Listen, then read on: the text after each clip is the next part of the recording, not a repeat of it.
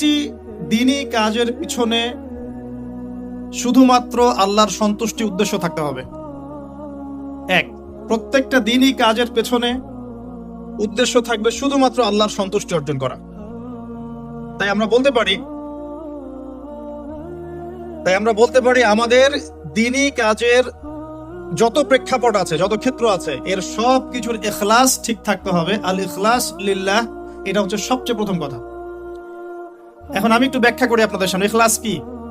দিনই ইলম শিখবো কেন, মানুষ আমাকে বড় স্কলার বলবে, এটা ভাবলেই জাহান্নামে যাওয়ার জন্য যথেষ্ট। নামাজ পড়বো কেন, মানুষ আমাকে দেখে নামাজি বলবে, জাহান্নামে যাওয়ার জন্য যথেষ্ট। যাকাত দিব কেন, মানুষ আমাকে দানবীর বলবে, না দিলে মানুষ খারাপ বলবে, আমার জাহান্নামে যাওয়ার জন্য যথেষ্ট। এখানে এসেছি, সবাই সম্মান দিচ্ছে, মনের মধ্যে একটা অহংকার চলে আসলো, আমি মনে হয় একটু সুপিরিয়র, আমি মনে হয় একটু বেটার, যথেষ্ট, জাহান্নামে যাওয়ার জন্য যথেষ্ট। ইখলাস মানে কি? প্রতিটা দিনই কাজ শুধুমাত্র এক আল্লাহর সন্তুষ্টির জন্য হতে হবে। আল্লাহু আকবার। এটাই ইব্রাহিম আলাইহিস সালামের ওই স্টেটমেন্টের ব্যাখ্যা। কুলিন্না সলাতি, বলুন আমার সলাত, ওয়া নুসুকি, আমার স্যাক্রিফাইস, কুরবানি স্যাক্রিফাইস, ওয়া মাহইয়ায়া, আমার জীবন, আমার জীবনের সব কাজ, ওয়া মামাতি, আমার মৃত্যু, সবকিছু লিল্লাহি রাব্বিল আলামিন, একমাত্র জগৎ সমূহের রব আল্লাহর জন্য। That's all. তো প্রিয় ভাই ও বোনেরা, যারা লেকচারটা শুনবেন অনলাইন অফলাইনে, সর্বপ্রথম নসিহত আজকের টপিকটা হচ্ছে অমূল্য কিছু নসিহত ডক্টর জাকির নায়েক স্যারের মুখ থেকে। এটা আমার লেকচার না, আমি অনুবাদ করছি আর কি। অমূল্য কিছু নসিহত ডক্টর জাকির নায়েক স্যারের মুখ থেকে। আর কনভারসেশন কিন্তু একরকম হয় না। যে ব্যক্তি কোরআনও তেলাওয়াত করতে জানে না, ইসলামের বেসিক কিছুই জানে না, তার সাথে কনভারসেশন একরকম হবে। আর যিনি একজন আলেম, দায়ী, মুহাক্কিক আলেম, তাদের সাথে কনভারসেশন একরকম হবে। তো সামারিটা এরকম।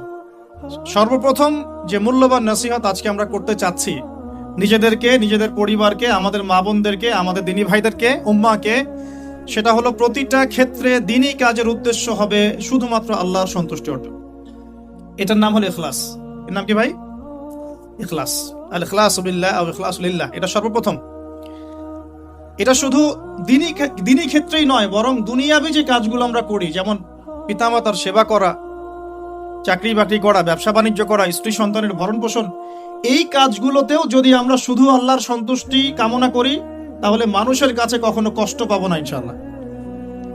আর যখনই আমরা অন্যের কাছে কিছু আশা করতে যাই, তখনই আমরা কষ্ট পাই। স্ত্রীর জন্য করছেন, প্রবাসে থেকে কষ্ট করে টাকা উপার্জন করে দেশে পাঠাচ্ছেন। এখন আপনার যদি কাজের উদ্দেশ্য থাকে স্ত্রী আমাকে বেশি ভালোবাসবে ওসিলায়, তাহলে কোনো একদিন আপনি তার ব্যবহারে কষ্ট পাবেন। আর যদি ইখলাস থাকে এরকম, আমি করছি আল্লাহর জন্য, বিকজ আল্লাহ আমাকে দায়িত্ব দিয়েছেন, স্ত্রীর মুখে খাবার তুলে দিলেও আমি নেকি পাবো, আমি আল্লাহর সন্তুষ্টির জন্য এই কাজ করছি।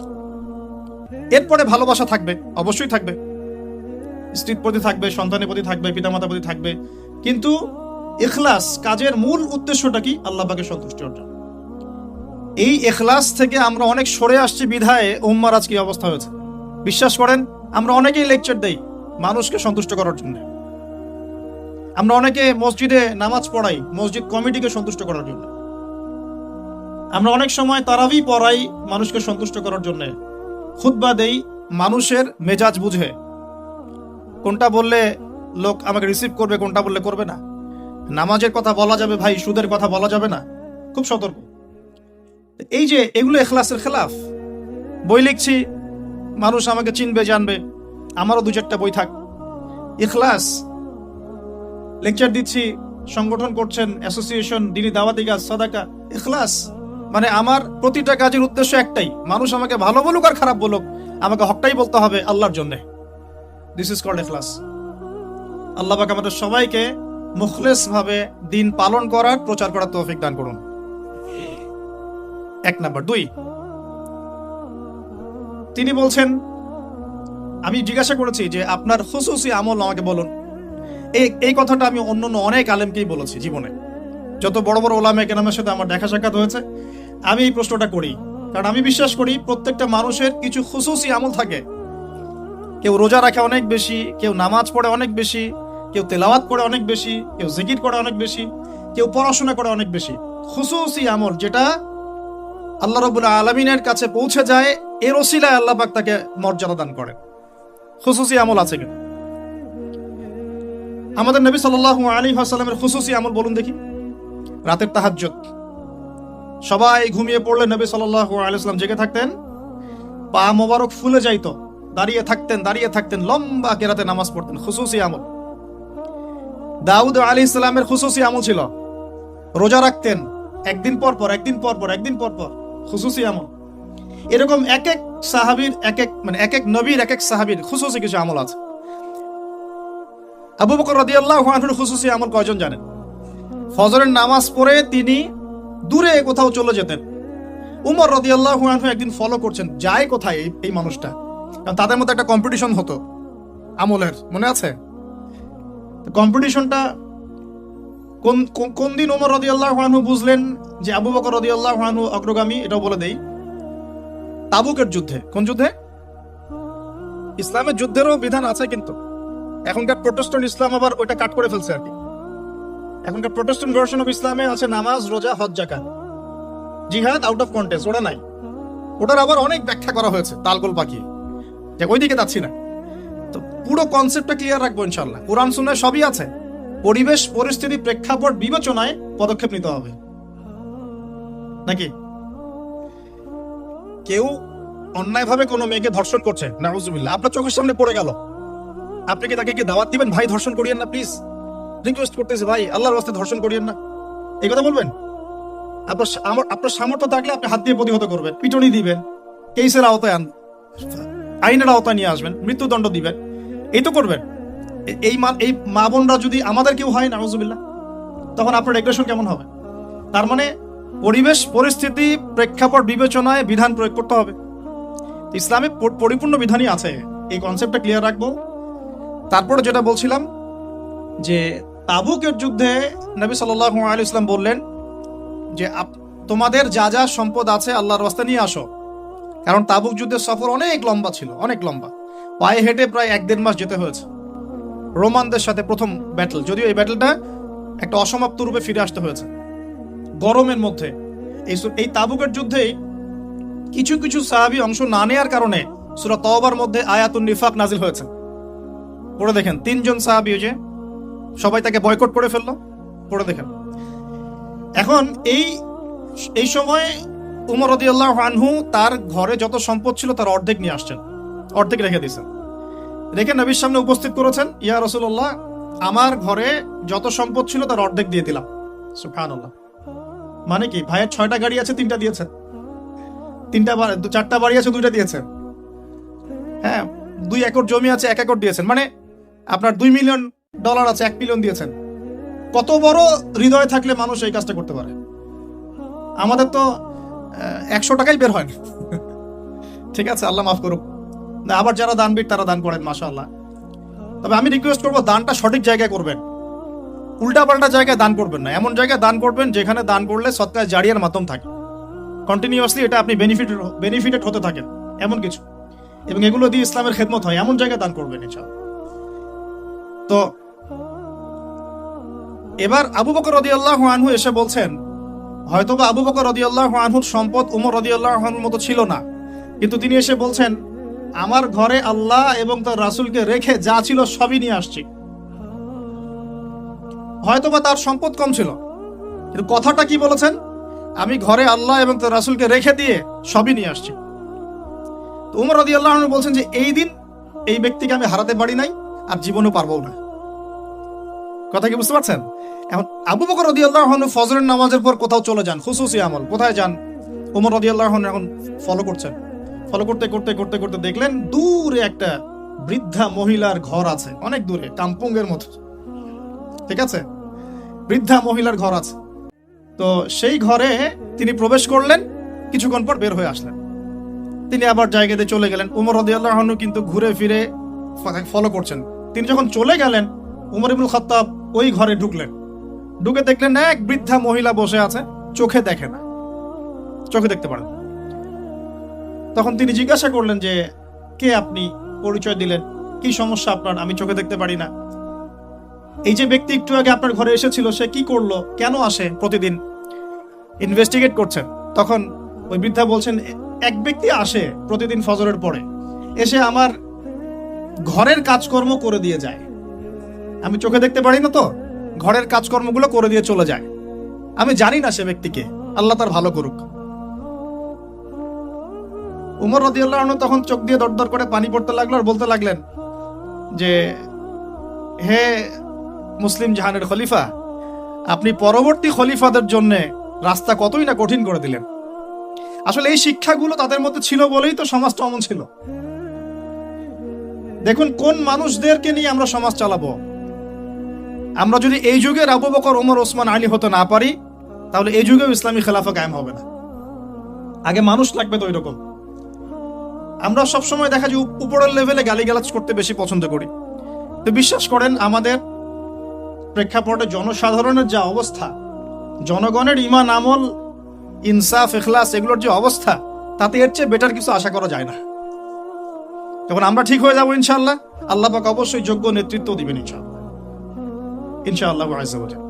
তো খুশুসি আমলটা একটু বোঝালাম, এটা কিন্তু আপনারও থাকতে পারে, আমি জানি না, আমার একটা আছে, আপনি জানেন না, ঠিক আছে? তো এখন আমি জিজ্ঞাসা করলাম যে, স্যার আপনার খুশুসি আমল বলুন কিছু, এমন কিছু খুশুসি আমল যেটার ওসিলায় হয়তো আল্লাহ পাক আপনাকে এই মাকাম এনেছেন বলে আপনি মনে করেন, ইউ থিংক সো। তিনি বলছেন, প্রথমে 5 ওয়াক্ত নামাজ। 5 ওয়াক্ত নামাজ, 5 ওয়াক্ত নামাজ তিনি জামাত মিস করেন না। 5 ওয়াক্ত নামাজ তিনি জামাত এই বয়সেও মিস করেন না, মাশাআল্লাহ। তিনি বলছেন, আমরা অনেক সময় দাওয়াতের কাজ করি, দাওয়াতের মেহনত করি, অনেক বড় বড় কথা বলি, নামাজ ঠিক থাকে না। এই ব্যক্তিদের ইমান আমল দিয়ে দাওয়াতের কোনো কাজ নাই। তাহলে আমরা এখন লেসন পেলাম, ইখলাসের পরে আমরা সর্বপ্রথম ফোকাস করবো কোথায় ভাই? জামাতে না বাসায়? জামাত। যদি জামাত ছুটে যায় তাহলে মসজিদে গিয়ে যদি জামাত করা পসিবল হয় করব, না হলে যদি বাসায় করা পসিবল হয় সেখানে করব। যদি সফরে থাকি, আপনি মুসাফির, আপনার জন্য অপশন আছে, চাইলে কসর করবেন, চাইলে একাকি পড়বেন, মুসাফির। কিন্তু মুকিম অবস্থায় সর্বোচ্চ চেষ্টা করব জামাত ধরার জন্য। আল্লাহ পাক আমাকে তৌফিক দান করুন, আপনাদের সবাইকে তৌফিক দান করুন। এখানে দুটো কথা আমি অ্যাড করছি আমার পক্ষ থেকে। সেটা হলো যে, আমি প্রথম লেকচারে বলেছিলাম যে অনেক মসজিদ দিন দিন বাইতুল্লাহ থেকে বাইতুন নাস হয়ে যাচ্ছে। অনেক মসজিদে প্রকৃত নামাজ থাকছে না, নামাজের রুকু সেজদা ঠিক হচ্ছে না। এক্ষেত্রে আমরা কি করব? আমরা ইমাম সাহেবদেরকে নসিহা করব এবং বোঝানোর চেষ্টা করব যেন নামাজটা তারা একটু ধীর স্থির ভাবে পড়ায়। নামাজের গভীরতায় ঢোকার চেষ্টা করব, কি পড়ছি বোঝার চেষ্টা করব, কি বলছি বোঝার চেষ্টা করব। অর্থ বুঝে নামাজ পড়লে ইনশাআল্লাহ তাআলা এই নামাজ আল্লাহর আরশ পর্যন্ত পৌঁছে যাবে ইনশাআল্লাহ। আর যদি আমরা নামাজের ব্যাপারে গাফেল থাকি এবং নামাজে ফাঁকিবাজি করি, নামাজের আধ্যাত্মিকত্ব, মারিফত নষ্ট হয়ে যায়, তাহলে কিন্তু সমস্যা। আমরা যেটা করি, নামাজের ইখতিলাফি কিছু মাসআলা নিয়ে বেশি ঝগড়া করি। হাত বাঁধবো কোথায়, আমিন জোরে না আসতে, রফুল ইয়াদাইন করবো কি না, পায়ে পা লাগাবো কি লাগাবো, সূরা ফাতিহা পড়বো কি না, বাস এই তো আলোচনা তো এতটুকু। ইখতিলাফি মাসআলাগুলোকে নিয়ে আমরা কথা বলতে বলতে নামাজের মূল জায়গা থেকে সরে আসছি। মূল জায়গাটা আমি একটু বোঝাচ্ছি আপনাকে। মূল জায়গাটা হচ্ছে, নামাজে যে কথাগুলো আমরা আল্লাহর সাথে বলছি, সুবহানাহু ওয়া তাআলার সাথে, এই কথাগুলো আমরা বুঝি কিনা, এই কথাগুলো বুঝে আমি আল্লাহকে পাচ্ছি কিনা নামাজে। নামাজ মুমিনের মেরাজ, আল্লাহর সাথে সাক্ষাৎ। কখনো কি নামাজ পড়ার পরে এই ফিলিংসটা আসছে কিনা যে আমি আল্লাহর সাথে কথা বললাম? সুবহানাল্লাহ। এখানে পরিশুদ্ধভাবে নামাজ পড়ার জন্য অবশ্যই নামাজের অর্থ বুঝতে হবে, ধীর স্থিরতা বজায় রাখতে হবে এবং তার তিলের সাথে সময় দিয়ে দিয়ে কাজ করতে হবে। তাড়াহুড়ার কোনো প্রয়োজন নাই। ইনশাআল্লাহ দেখবেন আল্লাহর পক্ষ থেকে আল্লাহর নূর আসবে ইনশাআল্লাহ। এই নামাজেই দোয়া কবুল হবে ইনশাআল্লাহ। আল্লাহ পাক আমাদেরকে পরিপূর্ণ নামাজি হওয়ার তৌফিক দান করুন। এরপরে তিনি বলেছেন যেটা, সেটা হলো তাহাজ্জুদের সালাতের কথা। কিসের কথা? তাহাজ্জুদের সালাতকে উনি অনেক বেশি গুরুত্ব দেন এবং আমাদেরকে নসিহত করেছেন আমরা যেন তাহাজ্জুদের নামাজকে গুরুত্ব দেই। এই সময় আল্লাহ রাব্বুল আলামিন প্রথম আসমানে নেমে আসেন এবং বান্দাকে আহ্বান করতে থাকেন, কে আছো আমার কাছে কিছু চাইবে, আমি তোমাকে তাই দিব। কে আছো আমাকে ডাকবে, আমি তোমার ডাকে সাড়া দিব। কে আছো আমার কাছে ইস্তেগফার করবে, আমি তোমাকে ক্ষমা করে দিব। এভাবে আল্লাহ রাব্বুল আলামিন ফজর পর্যন্ত বলতে থাকেন। অথচ আমরা এখন ঘুমাই রাত 2টায় 3টায়। আল্লাহ আমাকে মাফ করুন, আপনাদেরকে মাফ করুন। এবং রাসূল সাল্লাল্লাহু আলাইহি ওয়াসাল্লামের মতো রাত্রি যাপন করার তৌফিক দান করুন। তো এটার নবী সাল্লাল্লাহু আলাইহি ওয়াসাল্লাম 2 করে পড়তেন, 2 রাকাত, তারপর 2 রাকাত, তারপর 2 রাকাত, তারপর 2 রাকাত, শেষে বেতর, মোট 11 রাকাত। আমরা চেষ্টা করব যদি ছোট সূরা জানি সূরাগুলোকে বারবার রিপিট করার। যদি বড় সূরা কেরাতে পড়তে পারি মাশাআল্লাহ আরো ভালো। রুকুটাকে লম্বা করার, সেজদাকে লম্বা করার, এবং সিজদায় গিয়ে বেশি বেশি দোয়া করার। যেহেতু তাহাজ্জুদ একটা নফল সালাহ, আপনি যদি আরবি দিয়ে দোয়া করতে নাও জানেন, তাহাজ্জুদে আপনি বাংলাতেও দোয়া করতে পারবেন ইনশাআল্লাহ। ইনশাআল্লাহ কোনো সমস্যা নেই। কিন্তু অ্যাটলিস্ট আপনি দোয়া করার চর্চা শুরু করুন। আল্লাহর কাছে সেজদায় পড়ে কান্নাকাটি করার অভ্যাস তৈরি করি। আল্লাহ তৌফিক দান করুন। এবং এই সময় বেশি বেশি দোয়া করতে হবে। আমি এই কথাটা শুধু তার কাছেই প্রথম শুনিনি, এর আগে আরো অনেক বড় বড় আলেমরা এই কথাটাই বলেছেন যে তাহাজ্জুদ গোজার হতে হবে। আল্লাহ পাক আমাকে তাহাজ্জুদ গোজার হওয়ার তৌফিক এনায়েত করুন, আপনাদের সবাইকে তৌফিক দান। পয়েন্টস একটু বেশি, এই জন্য আমি শর্ট করছি, কারণ একটা পয়েন্টস নিয়ে অনেক লম্বা কথা বলা যায়, অনেকগুলো পয়েন্টস আছে। এরপরে তিনি যেটা বলেছেন সেটা হলো প্রতিটা কাজে সুন্নাতকে অনুসরণ করা। প্রতিটা কাজে সুন্নাতকে অনুসরণ করা। ঘুমাবো, সুন্নত নাই? ঘুমানোর সুন্নত কানে হেডফোন দিয়ে গান শুনতে শুনতে ঘুমা, এখনকার সুন্নত নাকি? একটু টিভি দেখে, ইউটিউব দেখে রিল্যাক্স, মাশাআল্লাহ, আস্তাগফিরুল্লাহ। ঘুমানোর সুন্নাত কি?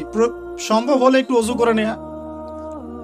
আচ্ছা, তারপরে সূরা ফালাক, সূরা নাস, ইখলাস পড়া, হাত দুটো একত্রিত করে ফু দিয়ে এভাবে পুরো গা মাসাহ করা। এই কাজটা আরো 2 বার করা, মানে ইন টোটাল 3 বার করা। এরপর সূরা কাফিরুন পড়া। ঘুমানোর সময় যে সূরা কাফিরুন পড়ে তাকে আল্লাহ পাক শিরক থেকে মুক্ত রাখবেন ইনশাআল্লাহ। আর শিরকের গুনাহ কিন্তু আল্লাহ মাফ করেন না। এই গুনাহ ছাড়া যে কোনো গুনাহ আল্লাহ পাক যাকে ইচ্ছা মাফ করতে পারেন, তওবা করলে সেটা আলাদা বিষয়। আর সূরা বাকারার শেষের 3টা আয়াত পড়া। নবী সাল্লাল্লাহু আলাইহি ওয়াসাল্লাম বলেছেন সূরা বাকারার শেষের 3 আয়াত রাত্রে বেলা পড়লে সারা রাত ইবাদতের নেকি পাওয়া যায়। এখানে একটা কথা বলিনি, যদি ঘুমাতে একটু দেরিও হয়ে যায়, 12টা বেজে গেছে মনে করেন, ওযু করে 2 রাকাত নামাজ পড়ে ঘুমিয়ে যান, ইনশাআল্লাহ আপনি রাতের বেলা দাঁড়িয়ে থাকার নেকিটা পাবেন, কিয়ামুল লাইলের নেকি পাবেন ইনশাআল্লাহ। জরুরি না যে একদম আপনাকে প্রথমে ঘুমিয়ে শেষে উঠে আবার এই প্র্যাকটিসটা প্রতিদিন করতে হবে। অনেকে হয়তো পারবে না, অনেকে জব করে, অনেক সমস্যা থাকতে পারে, অনেকে রাত্রে কাজ করে। তো দেরি হয়ে গেলে ঘুমানোর ক্ষেত্রে অ্যাটলিস্ট 2-4 রাকাত নামাজ পড়ে তারপর ঘুমিয়ে যান। পারলে আপনার স্ত্রীকে পিছনে নেন, আপনার বাচ্চাকে ডান পাশে নেন, যে জেগে আছে ওই ভাইকে পিছনে নেন, জামাত হয়ে যাবে। এই চর্চাগুলো না হলে আসলে সমাজ পরিবর্তন হবে না, পরিবারই পরিবর্তন হবে না, সমাজ তো পরের কথা। আর আমল এভাবে না বাড়ালে আমরা এই যুগের আবু বকর ওমর হতে পারবো না। আর এই যুগের আবু বকর ওমর হতে না পারলে আমাদের হাতে ইসলামী খেলাফা আসবে না। আমাদের টার্গেট খেলাফা, ওইটা টার্গেট। কিন্তু ওই জায়গায় না যাওয়া পর্যন্ত মুসলিম উম্মার কোনো শান্তি নাই। ওই জায়গায় না যাওয়া পর্যন্ত আমরা সারা বিশ্বে মাইর খেতেই থাকবো। ওই জায়গায় যখন মুসলিমরা ছিল তখন কেউ আমাদের দিকে চোখ তুলতে পারতো না, কোনো মুসলিম বোনের দিকে খারাপ নজরে তাকাতে পারতো না। আজকে কারাগারের পর কারাগার ভরে ফেলছে মুসলিম মেয়েদেরকে দিয়ে। মিডল ইস্টের খবর জানেন, ইয়েমেনের খবর রাখেন, সিরিয়ার খবর রাখেন, প্যালেস্টাইনের খবর রাখেন, সবাই জানে, ওপেন সিক্রেট, এগুলো তো নতুন করে বলার কিছু নাই। তো ওই জায়গা থেকে আমরা সরে আসছি বিধায় আমাদের উপর থেকে ওই কর্তৃত্বটা আল্লাহ পাক নিয়ে নিয়েছে। এটা আমাদের উপর আযাব বলা যায়, পরীক্ষা, আযাব। তো এই আমলগুলো বাড়াতে হবে, আল্লাহ পাক তৌফিক দান করুন। এবং দোয়া, এখন এই সময় প্রচুর দোয়া করতে হবে। এবং দোয়ার মধ্যে নিজের ব্যক্তি, নিজের পরিবার, নিজের সুস্বাস্থ্য, নিজের ইলম, নিজের হালাল রিজিক, হ্যাঁ, নেক আমলের তৌফিক, জীবনের লক্ষ্যগুলোর তৌফিক, পরিবারের শান্তি, উম্মার জন্য দোয়া, নির্যাতিত মুসলিম ভাই বোনদের জন্য দোয়া, হ্যাঁ, ওলামায়ে কেরাম যারা মাজলুম তাদের জন্য দোয়া। এই দোয়াগুলো থাকবে ইনশাআল্লাহ। আল্লাহ পাক আমাদেরকে বেশি বেশি দোয়া করার তৌফিক দান করুন এবং আমাদের দোয়াগুলো আল্লাহ পাক কবুল করে নেবেন। তো এই তাহাজ্জুদ সম্পর্কে সংক্ষিপ্ত কিছু কথা বলার পরে বলছিলাম প্রফেটিক লাইফস্টাইল, মানে ঘুমানোর সময় সুন্নাহ। ঘুম থেকে উঠে সুন্নাহ নাই? ঘুম থেকে উঠে সুন্নাহ, হোয়াটসঅ্যাপ চেক কর, কি হলো ফোনের মধ্যে নাকি? ঘুম থেকে উঠে সুন্নাহ, চোখ একটু ঘষা 3 বার, মুখটা ঘষা, মুখ থেকে ঘুমের ভাব দূর করা। আলহামদুলিল্লাহিল্লাযী আহইয়ানা বা'দা মা আমাতানা ওয়া ইলাইহিন নুশুর। যদি শেষ রাতে ওঠেন সূরা আলী ইমরানের শেষের 10 আয়াত পড়া, এটাও সুন্নাহ। তারপরে ইস্তিনজা যাই আমরা, ইস্তিনজায় গিয়ে আগে 2 হাত কবজি পর্যন্ত ধুয়ে ফেলতে হয়, নাকে 3 বার পানি দিতে হয়, কারণ শয়তান নাকের ভিতর রাত কাটায়। এটা আমরা দেখতে পারি না, শয়তান এবং জিন শয়তান অনেক কিছু করে আমাদের সাথে। তারা আমাদেরকে বদনজর দেয়, তারা আমাদেরকে দেখে, আমাদেরকে ওয়াসওয়াসা দেয়, অনেক কিছু করে, আমরা বুঝতে পারি না। আল্লাহ পাকের ফেরেশতারা, আল্লাহ পাক যদি ফেরেশতাদের মাধ্যমে এই নিরাপত্তা না দিতেন আমাদেরকে জিনরা উড়িয়ে নিয়ে চলে যেত। হ্যাঁ, এর এত দুষ্ট প্রকৃতির মানব সৃষ্টি মাখলুক। এর মধ্যে ভালো মন্দ আছে, খারাপদের কথা বলছে। তো ওয়াশরুমে যখন ঢুকছেন ওখানেও কিন্তু শয়তান আছে। শয়তান রাত কাটায় আমাদের 2 পায়ের মাঝখানে এবং নাকের 2 গহ্বরের মাঝখানে। এই জন্য ঘুম থেকে উঠে 3 বার নাকে পানি দিতে হয়, আর আগে হাত ধুয়ে নিতে হয়। তারপরে বাথরুমে ঢোকার সময় আমরা ডান পা ইউজ করব না, আগে বাম পা। বের হওয়ার সময় ডান পা। দোয়া বিসমিল্লাহ আল্লাহুম্মা ইন্নী আউযু বিকা মিনাল খুবসি ওয়াল খাবাইস। এখনকার টয়লেট যেগুলো হচ্ছে, মানে যা চলছে আর কি, ইংলিশ, এখানে নবী সাল্লাল্লাহু আলাইহি ওয়াসাল্লামের মতো বসা সম্ভব না। আমি আপনাদেরকে 100% গ্যারান্টি দিয়ে বলছি, এটা আমার ইস্তেহাদ, কেউ আমার সাথে একমত হতে পারে, নাও হতে পারে। ইয়াজুজ আর মাজুজের যত খাসলত আছে না, চরিত্র, এই সব চরিত্র পশ্চিমা বিশ্বের মধ্যে আছে। এটা আমার ফাইনাল স্টেটমেন্ট। ইয়াজুজ আর মাজুজের চরিত্র, আমি বলিনি যে এরাই তারা, তা বলি নাই, বলেছি এদের ইয়াজুজ মাজুজের যে চরিত্রটা, এই পুরোটাই পশ্চিমাদের মধ্যে আছে। বাথরুমের টয়লেট থেকে নিয়ে ওয়ার্ল্ড অ্যাফেয়ার্স পর্যন্ত এরা চেঞ্জ করে ফেলেছে, ওদের নিজের মতো করে ফেলেছে, আর আমরা এটা ফলো করছি। নবী সাল্লাল্লাহু আলাইহি ওয়াসাল্লাম বসতেন বাম পায়ে ভর দিয়ে, ডান পা খাড়া করে। যে কোনো আলেমদেরকে জিজ্ঞাসা করবেন, হাদিসে কিতাব মোতালা করবেন, বাম পায়ে ভর দিয়ে ডান পাটা একটু উঁচু করে, এইভাবে যারা বসে তাদের মানে টয়লেটটা খুব ক্লিয়ার হয়, খুব সুন্দর মতো হয়ে যায়। এখন আপনি কিভাবে ইংলিশ টয়লেটে বসবেন এভাবে, আমাকে বলেন। উঠে বসতে গেলে তো ব্রেক শেষ, আপনি নিজেই ভিতরে দাও। তো আবার কিছু দেখলাম যে বল রেখে দেওয়া হয়েছে, দাঁড়ায় করতে হবে, 1 নাম্বার লাগলে দাঁড়ায় করতে হবে, আর সবগুলো সেম মাপ, আর মানুষ কেউ লম্বা কেউ খাটো, আর কারো যদি সেম না হয় তাহলে কি করবে? এটা একটা বিষয়। তো আল্লাহ মাফ করুক। দেখেন, প্রতিটা জায়গাতেই সুন্নতের খেলাফ কাজ হচ্ছে। আর এখানে কিভাবে, আমি তো মাঝে মাঝে এগুলো ইউজ করতে বাধ্য হই, আর মনে মনে গালি দিই ওদেরকে, মনে গালি দিই, গায়রিল মাগদুবি আলাইহিম ওয়ালাদ-দাল্লিন, গায়রিল মাগদুবি আলাইহিম ওয়ালাদ-দাল্লিন, মাগদুব আর দাল্লিন, সব জায়গায় ফিতনা সৃষ্টি করে দিয়েছে। এগুলোতে যে পরিমাণ পানি অপচয় হয়, আপনি শাওয়ার নিচ্ছেন, ছেড়ে দিলেন, বালতির পর বালতি পানি চলে যাচ্ছে শাওয়ার নিতে। নবী সাল্লাল্লাহু আলাইহি ওয়াসাল্লাম পাত্রের মধ্যে পানি নিয়ে শাওয়ার নিতেন, পানির অপচয় হতো না।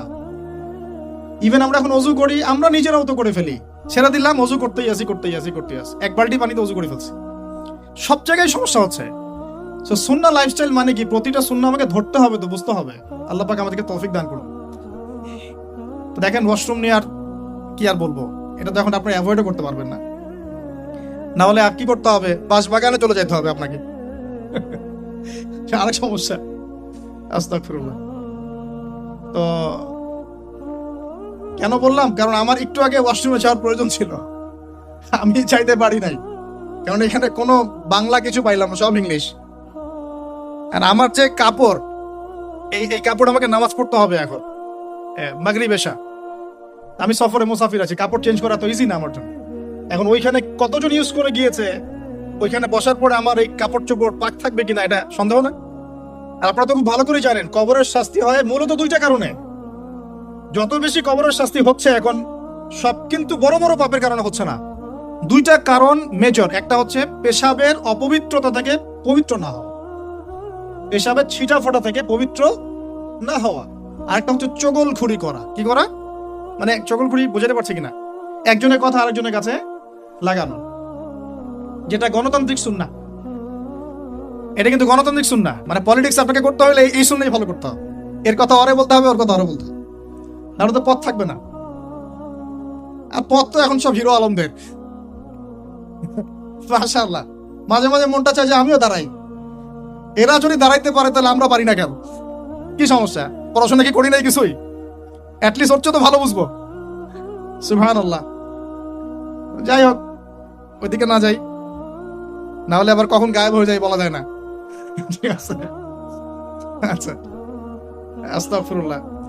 তো প্রিয় ভাইরা, প্রফিটিক লাইফস্টাইল প্রতিটা জায়গায়, ঘুম থেকে ওঠা, ওয়াশরুম যাওয়া, বের হলাম, বের হয়ে ওযু করে ফেলেছেন, এখন ওযু করার, যখনই ওযু করবেন ওই ওযু দিয়ে 2 রাকাত নামাজ পড়ার চেষ্টা করুন। নবীজি যখন জান্নাতে মেরাজের রাতে জান্নাতে গিয়েছেন, নবীজি সাল্লাল্লাহু আলাইহি ওয়াসাল্লাম বলেছেন, আমি যখনই জান্নাত গিয়েছি, মানে আমাকে যখনই জান্নাত দেখানো হয়, তখনই আমি বেলাল তোমার পায়ের শব্দ শুনতে পারি। সুবহানাল্লাহ। হে বেলাল, তুমি কি এমন আমল করো আমার আগে আগে তোমার পায়ের শব্দ শুনতে পারি? তো বেলাল রাদিয়াল্লাহু আনহু বলছেন, ইয়া রাসূলুল্লাহ, আমি তো আপনি যে আমল শিখিয়ে দিয়েছেন এগুলাই করি, এক্সট্রা তো কিছু করি না, শুধু একটা কাজ আমি করি। কি সেটা? তিনি বলছেন, আমি যখনই ওযু ছুটে যায় ওযু করি, মানে যখনই ইস্তেঞ্জা করি, ওযু ছুটে যায়, ওযু করার চেষ্টা করি, ওই ওযু দিয়ে আমি 2 রাকাত তাহিয়াতুল ওযু নামাজ। নবীজি বলেন, হয়তো এই কারণেই তোমার এই মর্তবা দেওয়া হচ্ছে। সুবহানাল্লাহ। আল্লাহ পাক আমাদেরকে আমল করার তৌফিক দান। এরপর সলাতে যাবেন, সলাতটা নবীর মতো করে, সলাত শেষ একটু কোরআন তেলাওয়াত করলেন, দিনই পড়াশোনা করলেন, কোনো স্কলারের লেকচার শুনলেন, এবার নাস্তা করতে আসছেন। নাস্তার টেবিলে আসলে তো আর সুন্নতের খেলাফ, সুন্নতের কোনো কথাই মনে থাকে না। আর আমি আপনাদের কমিউনিটির মধ্যে এসে দেখলাম সবাই খুব ভোজন রসিক, মাশাআল্লাহ। হ্যাঁ, মাশাআল্লাহ, ভালো, খারাপ না, একটা এজ থাকে খাওয়ার। তবে খাওয়ার ক্ষেত্রে এই দুটো হাদিস মাথায় রাখবেন। এক, নবী সাল্লাল্লাহু আলাইহি ওয়াসাল্লাম বলেছেন, একজন মুমিন বান্দার এতটুকু খাওয়ার যথেষ্ট, যা দিয়ে সে কোমর সোজা করে আল্লাহর ইবাদত করতে পারে। আর এই পুরো ওয়ার্ল্ডটাই এখন এই কয়েকটা জিনিসের উপর টিকে আছে: খাওয়া, ফ্রি সেক্সুয়াল সম্পর্ক, জুলুম, পলিটিক্যাল জুলুম।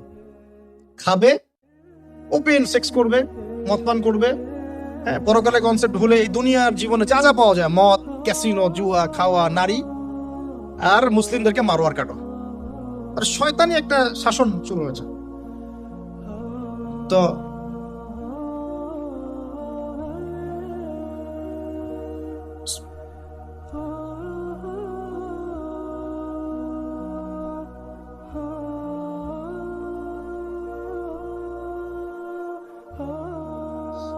সবাই পড়ি, আউযু বিল্লাহি মিনাশ শাইতানির রাজিম। তো যেটা বলছিলাম যে খাওয়ার ক্ষেত্রে কয়টা হাদিস মনে রাখবেন ভাই? এক, একজন মুমিন বান্দার খাওয়া দাওয়ার জন্য এতটুকু যথেষ্ট, যতটুকু দিয়ে সে কোমর সোজা করে আল্লাহর ইবাদত করতে পারে। এক, এরপরেও যদি তাকে খেতে হয়, কয় ভাগ? 3 ভাগ। নবীজি বলছেন, মুমিনরা পেটের 1 ভাগ খাবে, 1 ভাগ পানি খাবে, পানি দ্বারা পূর্ণ করবে, আর 1 ভাগ খালি রাখবে শ্বাস প্রশ্বাস চলাচলের জন্য। এই খাবার সুন্নত, খাওয়ার টেবিলেই তো আমরা হেরে যাচ্ছি। আমরা তো খাবার টেবিলেই হেরে যাচ্ছি, আমরা যুদ্ধের মাঠে জিতবো কিভাবে? এক সাহাবী খেজুর খাচ্ছিলেন বদরের যুদ্ধের সময়, এটা আপনার রাহিকুল মাকতুম গ্রন্থে পাবেন। খেজুর খাচ্ছেন, সৈন্য বিন্যাস করা হচ্ছে, নবীজি ভাষণ দিচ্ছেন, ওয়াসারিউ ইলা মাগফিরাতিন মির রাব্বিকুম ওয়া জান্নাহ, ওয়াসারিউ ইলা মাগফিরাতিন মির রাব্বিকুম ওয়া জান্নাহ আরদুহা কাআরদিস সামাই ওয়াল আরদ উইদ্দাত লিল মুত্তাকিন। এরকম আয়াতগুলো পড়ছেন। ওই সাহাবী শুনে হাতের খেজুরগুলো ছুঁড়ে ফেলে দিলেন, দিয়ে ছুটলেন সামনে। একজন সাহাবী তার আগে বলেছিলেন যে খাবার শেষ করো। তিনি বলছিলেন যে এগুলো খেতে অনেক সময় লেগে যাবে। বীর বিক্রমে যুদ্ধ করেছে এই সাহাবী, শহীদ হয়ে গেছে। তো খাবার ভোগবিলাসটাকে তারা কিভাবে দেখতেন আর কি একটু দেখালাম, কিভাবে তারা এটাকে মানে জাস্টিফাই করতেন। এখন ওমর রাদিয়াল্লাহু আনহু একটা কথা মনে পড়ে গেল। ওমর রাদিয়াল্লাহু আনহুর সময় একটা দুর্ভিক্ষ হয়েছিল, কিন্তু তো ওই সময় জনগণ খাওয়ার সংকটে ভুগছে বলে খলিফাতুল মুসলিমিন ওমর রাদিয়াল্লাহু আনহু দীর্ঘদিন শুধুমাত্র রুটি আর জাইতুনের তেল খেয়েছিলেন। শুধুমাত্র রুটি আর জাইতুনের তেল। শাসক কাকে বলে? মুসলিম শাসক। হ্যাঁ, আমাদের সমাজও আছে মাশাআল্লাহ। দুর্ভিক্ষ যখন হয় তখন তারা সিঙ্গাপুর এই সেই ঘুরে বেড়ায়, মাশাআল্লাহ। হ্যাঁ, টোটালি উল্টা। মানে জনগণের ঘরে খাবার থাক না থাকে, আমার ঘর ফিল আপ থাকলে হইল। জ্বর হলেই সিঙ্গাপুর, হাত ভাঙলে কানাডা, হ্যাঁ, ভিতরে আরো বড় সমস্যা হলে আরো বড় বড় রাষ্ট্র যেগুলো, ওখান থেকে আবার সুস্থ হয়ে আসে, এসে মাশাআল্লাহ আবার শুরু হয়ে গেল যা তাই। আল্লাহ পাক তাদেরকে হেদায়েত দান করুক, দোয়া করি। তো খাবার সম্পর্কে দুটো হাদিস মাথায় নিয়ে নিলাম। এখন আমরা হাইজেনিক খাবারগুলো খাওয়ার বেশি চেষ্টা করব। আমরা যে খাবারগুলো খাচ্ছি ইদানিং, এই খাবারগুলোতে বেশিরভাগই আমাদের ক্ষতি হচ্ছে। এই ক্ষতিগুলো আমরা 20 থেকে 35 বছর এজে আমরা বুঝতে পারবো না, 35 ক্রস করে গেলে আমরা বুঝতে পারবো যে কি ক্ষতি হয়েছে। এই জন্য ইয়াং যারা আছেন, লেকচার শুনছেন, খাবার এবং ফিজিক্যাল এক্সারসাইজ এগুলোর ব্যাপারে খুব সচেতন হতে হবে। আল্লাহ পাক তৌফিক দান। এই বিষয়ে ডক্টরদের পরামর্শ নেবেন, তারা আরো ভালো বলতে পারবেন। তো প্রফেটিক লাইফস্টাইল মানেই আমার ঘুম, আমার ইস্তেঞ্জা, আমার ওযু, আমার নামাজ, আমার খাওয়া, আমার পড়াশোনা, ইবাদত, কোরআন তেলাওয়াত, জিকির আজগার, ইভেন আপনার জব সেকশন, আপনার এডুকেশন সেকশন, পলিটিক্যাল সেকশন, সবকিছুকে নবী সাল্লাল্লাহু আলাইহি ওয়াসাল্লামের সুন্নাহ মতো ঢেলে সাজানো, এটার কথা তিনি বারবার বলছেন। যদি আমরা ভালো দায়ী হতে চাই, বড় আলেম হতে চাই, দিনের জন্য কিছু করতে চাই, আমাদেরকে আগে নিজের উপরে এই দিনটা প্রতিষ্ঠা করতে হবে। আল্লাহ পাক তৌফিক দান করুন। তো বললাম ইখলাসের কথা, সালাতের কথা, 5 ওয়াক্ত সালাত, তাহাজ্জুদ, প্রফেটিক লাইফস্টাইল। এরপরে তিনি যেটা ফোকাস করছেন, নসিহত করলেন, সেটা হলো সিজদায় বেশি বেশি দোয়া করো। সিজদায় বেশি বেশি দোয়া করো। এই দোয়াগুলো আপনারা শিখবেন হিসনুল মুসলিম বই থেকে। কোন বই? এখনই প্লে স্টোরে যান, দেখেন এখানে হিসনুল মুসলিম অ্যাপস দেওয়া আছে। যে কোনো বিষয়ের দোয়া, স্পেশালি সকাল এবং সন্ধ্যার দোয়াগুলো ছাড়বেন না। সিজদায় গিয়ে নিজের জন্য দোয়া করবেন, বাবা মার জন্য দোয়া করবেন, আত্মীয় স্বজনের জন্য দোয়া করবেন, উম্মার জন্য দোয়া করবেন, আমাদের মা বোনদের জন্য দোয়া করবেন, সন্তানদের জন্য দোয়া করবেন, আলেম ওলামাদের জন্য দোয়া করবেন, মুসলিম নেতাদের জন্য দোয়া করবেন, সবার জন্য, মাজলুম ভাই বোন সবার জন্য দোয়া করবেন। পারা যাবে তো ইনশাআল্লাহ। এবং আরবি দিয়ে দোয়া করলে বেশি ভালো, এই কারণে যে আল্লাহ পাক এই ভাষায় কোরআন নাজিল করেছেন। আর আরবি একটা আয়াতকে যত ভাষাতেই অনুবাদ করা হোক না কেন, সেটা আরবির মতো বালাগাত কখনো দেয় না। ওই আবেগ, ওই অনুভূতি, ওই বালাগাত অন্য ভাষা অনুবাদ করলে আসবে না। এই জন্য অ্যারাবিকটা শেখার চেষ্টা করি আমরা সবাই। আল্লাহ তৌফিক দান করুন। আরবি শেখার চেষ্টা করতে হবে, অ্যাটলিস্ট এতটুকু আরবি যতটুকু শিখলে আমি কোরআনের অর্থটুকু বুঝতে পারি। আমি বলছি না আপনি মুফাসসির হয়ে যাচ্ছেন, আমি বলছি না যে আপনি একদম ফকিহ হয়ে গেছেন, এত বড় লেভেলের কথা বলছি না। অ্যাটলিস্ট আপনাকে কোরআন যেন আমি পড়ে বুঝতে পারি, এই পর্যন্ত ইনশাআল্লাহ তাআলা আমাকে পড়তে হবে। কোরআন যেন বুঝতে পারি, এই পর্যন্ত আমাকে আরবিটা শিখতে হবে। আল্লাহ পাক তৌফিক দান করুন। আমি একটা ওয়েবসাইটের নাম বলে দিই। এই ওয়েবসাইট সম্পর্কে স্যারের সাথে কালকে কথা হয়েছে। এটা piece TV Bangla, piece TV Urdu যখন ছিল, পিস টিভি উর্দু সম্ভবত এখনো আছে, ওখানে একটা কোর্স চালু ছিল www.understandquranacademy.com, understandquranacademy.com। এখানে ডক্টর আব্দুল আজিজ আব্দুর রহিম নামে একজন ওস্তাদ আছে। তার কোরআন শিক্ষার অনেক ছোট ছোট সুন্দর সুন্দর কোর্স আছে। তেলাওয়াতের 50% অনুবাদের, 70% অনুবাদের, 100% অনুবাদের, এই কোর্সগুলো ফাঁকে ফাঁকে করতে থাকেন। আপনার কাজের ফাঁকে ফাঁকে আধা ঘন্টা 1 ঘন্টায় কোর্সগুলো করতে থাকেন। ইনশাআল্লাহ এখানে একটা অ্যানাউন্সমেন্ট আমিও দিয়ে দিচ্ছি যে মালয়েশিয়া সফরের এই বরকতময় সময়ে আমি এই অ্যানাউন্সমেন্টটাও দিতে খুব আনন্দ ফিল করছি যে ইনশাআল্লাহ আমরা অনলাইনে একটা অনলাইন মাদ্রাসা খুলবো ইনশাআল্লাহ। ইসলামিক অনলাইন মাদ্রাসার মতো একটা অনলাইন মাদ্রাসা খুলবো। নাম ফিক্স করেছি আমরা এভাবে, তহা জিন্নুরাইন ইসলামিক অনলাইন মাদ্রাসা। এখানে আমরা জেনারেল শিক্ষিত ভাই বোনদের জন্য কোর্সের পর কোর্স লঞ্চ করবো ইনশাআল্লাহ তাআলা। প্রথমে কোরআন শিক্ষার কোর্স, আরবি ভাষা শিক্ষার কোর্স, আরবি ব্যাকরণ শিক্ষার কোর্স, কোরআনের অনুবাদ শিক্ষার কোর্স, হাদিস 100 হাদিস শিখুন, ইসলামের ইতিহাসের উপর কোর্স, ইসলামিক ইকোনমিক্সের উপর কোর্স। এভাবে গ্র্যাজুয়ালি আস্তে আস্তে আস্তে আস্তে লেভেল 1, 2, 3, 4 করতে করতে আমরা 6টা লেভেল পর্যন্ত চিন্তা করেছি। 6 লেভেল পর্যন্ত যাওয়ার পরে ইনশাল্লাহ আপনি একজন দায়ী, একজন মধ্যম মানের আলেম, মানে আমি তো বলছি বড় আলেম আমি আপনাকে বানাতে পারবো না, মধ্যম মানের আলেম, দায়ী, দিনের বুঝওয়ালা মানুষ, এই লেভেল পর্যন্ত আপনার জ্ঞান পৌঁছে যাবে ইনশাআল্লাহ। আর এখানে শুধু আমি নিজেই ইনভলভ তা নয়, আমি শুধু ক্লাস নিব এমন নয়, মহিলাদের জন্য মহিলা টিচার থাকবেন। আমি ছাড়া আরো অনেক বরেণ্য ওলামায়ে কেরাম এখানে ক্লাস নেবেন ইনশাআল্লাহ। আল্লাহ পাক আপনাদের সবাইকে সেই কোর্সগুলো এনরোল করার তৌফিক দান করুন, আমিন। তো এই জিনিসগুলো শেখা উচিত। দোয়াগুলো বেশি বেশি সিজদায় করবেন। সিজদায় যদি আপনি আরবিতে দোয়া করতে না জানেন, সেক্ষেত্রে নফল সালাতে আপনি বাংলায় দোয়া করতে পারবেন ইনশাআল্লাহ। এটা নিয়ে অনেকের মধ্যে একটা কনফিউশন আছে, আজকে কনফিউশন ক্লিয়ার করলাম। ফরজ নামাজে বাংলা ভাষা ইউজ করবেন না। নফল সালাতে আপনি সেজদায় যদি আরবি না জানেন বাংলাতে মনের ভাষায় দোয়া করতে পারেন ইনশাআল্লাহ, কোনো সমস্যা। আল্লাহ কবুল করার মালিক। কবুলের মালিক কে? আল্লাহ পাক সব ভাষার মালিক। ভাষা সব সৃষ্টি করেছেন কে? আল্লাহ। আচ্ছা, একটু গুটিয়ে নিতে হবে আমাকে, বিকজ আমার ফ্লাইট আছে আজকে। তো আমি আরো যে পয়েন্টস গুলো নিয়েছি তার মধ্যে কয়টা বলেছি? 5টা। 6 নম্বর পয়েন্ট হচ্ছে মুজাহাদা। তিনি বলেছেন এই আয়াত থেকে, ওয়াল্লাযীনা জাহাদু ফীনা লানাহদিয়ান্নাহুম সুবুলানা। সূরা আনকাবুতের শেষের দিকে আছে, আল্লাহ পাক বলেছেন যারা আমার পথে প্রচেষ্টা চালায়, যারা আমার দ্বীনের পথে চেষ্টা করে, প্রচেষ্টা চালায়, আমি আল্লাহ তাদেরকে হেদায়েত দান করি। সুবহান। আমি আল্লাহ তাদেরকে পথ দেখাই। একটু পরিবেশ বজায় রাখেন প্লিজ। ওয়াল্লাযীনা জাহাদু ফীনা লানাহদিয়ান্নাহুম সুবুলানা। যারা আমার জন্য, আমার দ্বীনের জন্য, আমার পথে প্রচেষ্টা চালাবে, স্ট্রাইভ করবে, আমি আল্লাহ তাদেরকে পথ দেখাবো ইনশাআল্লাহ।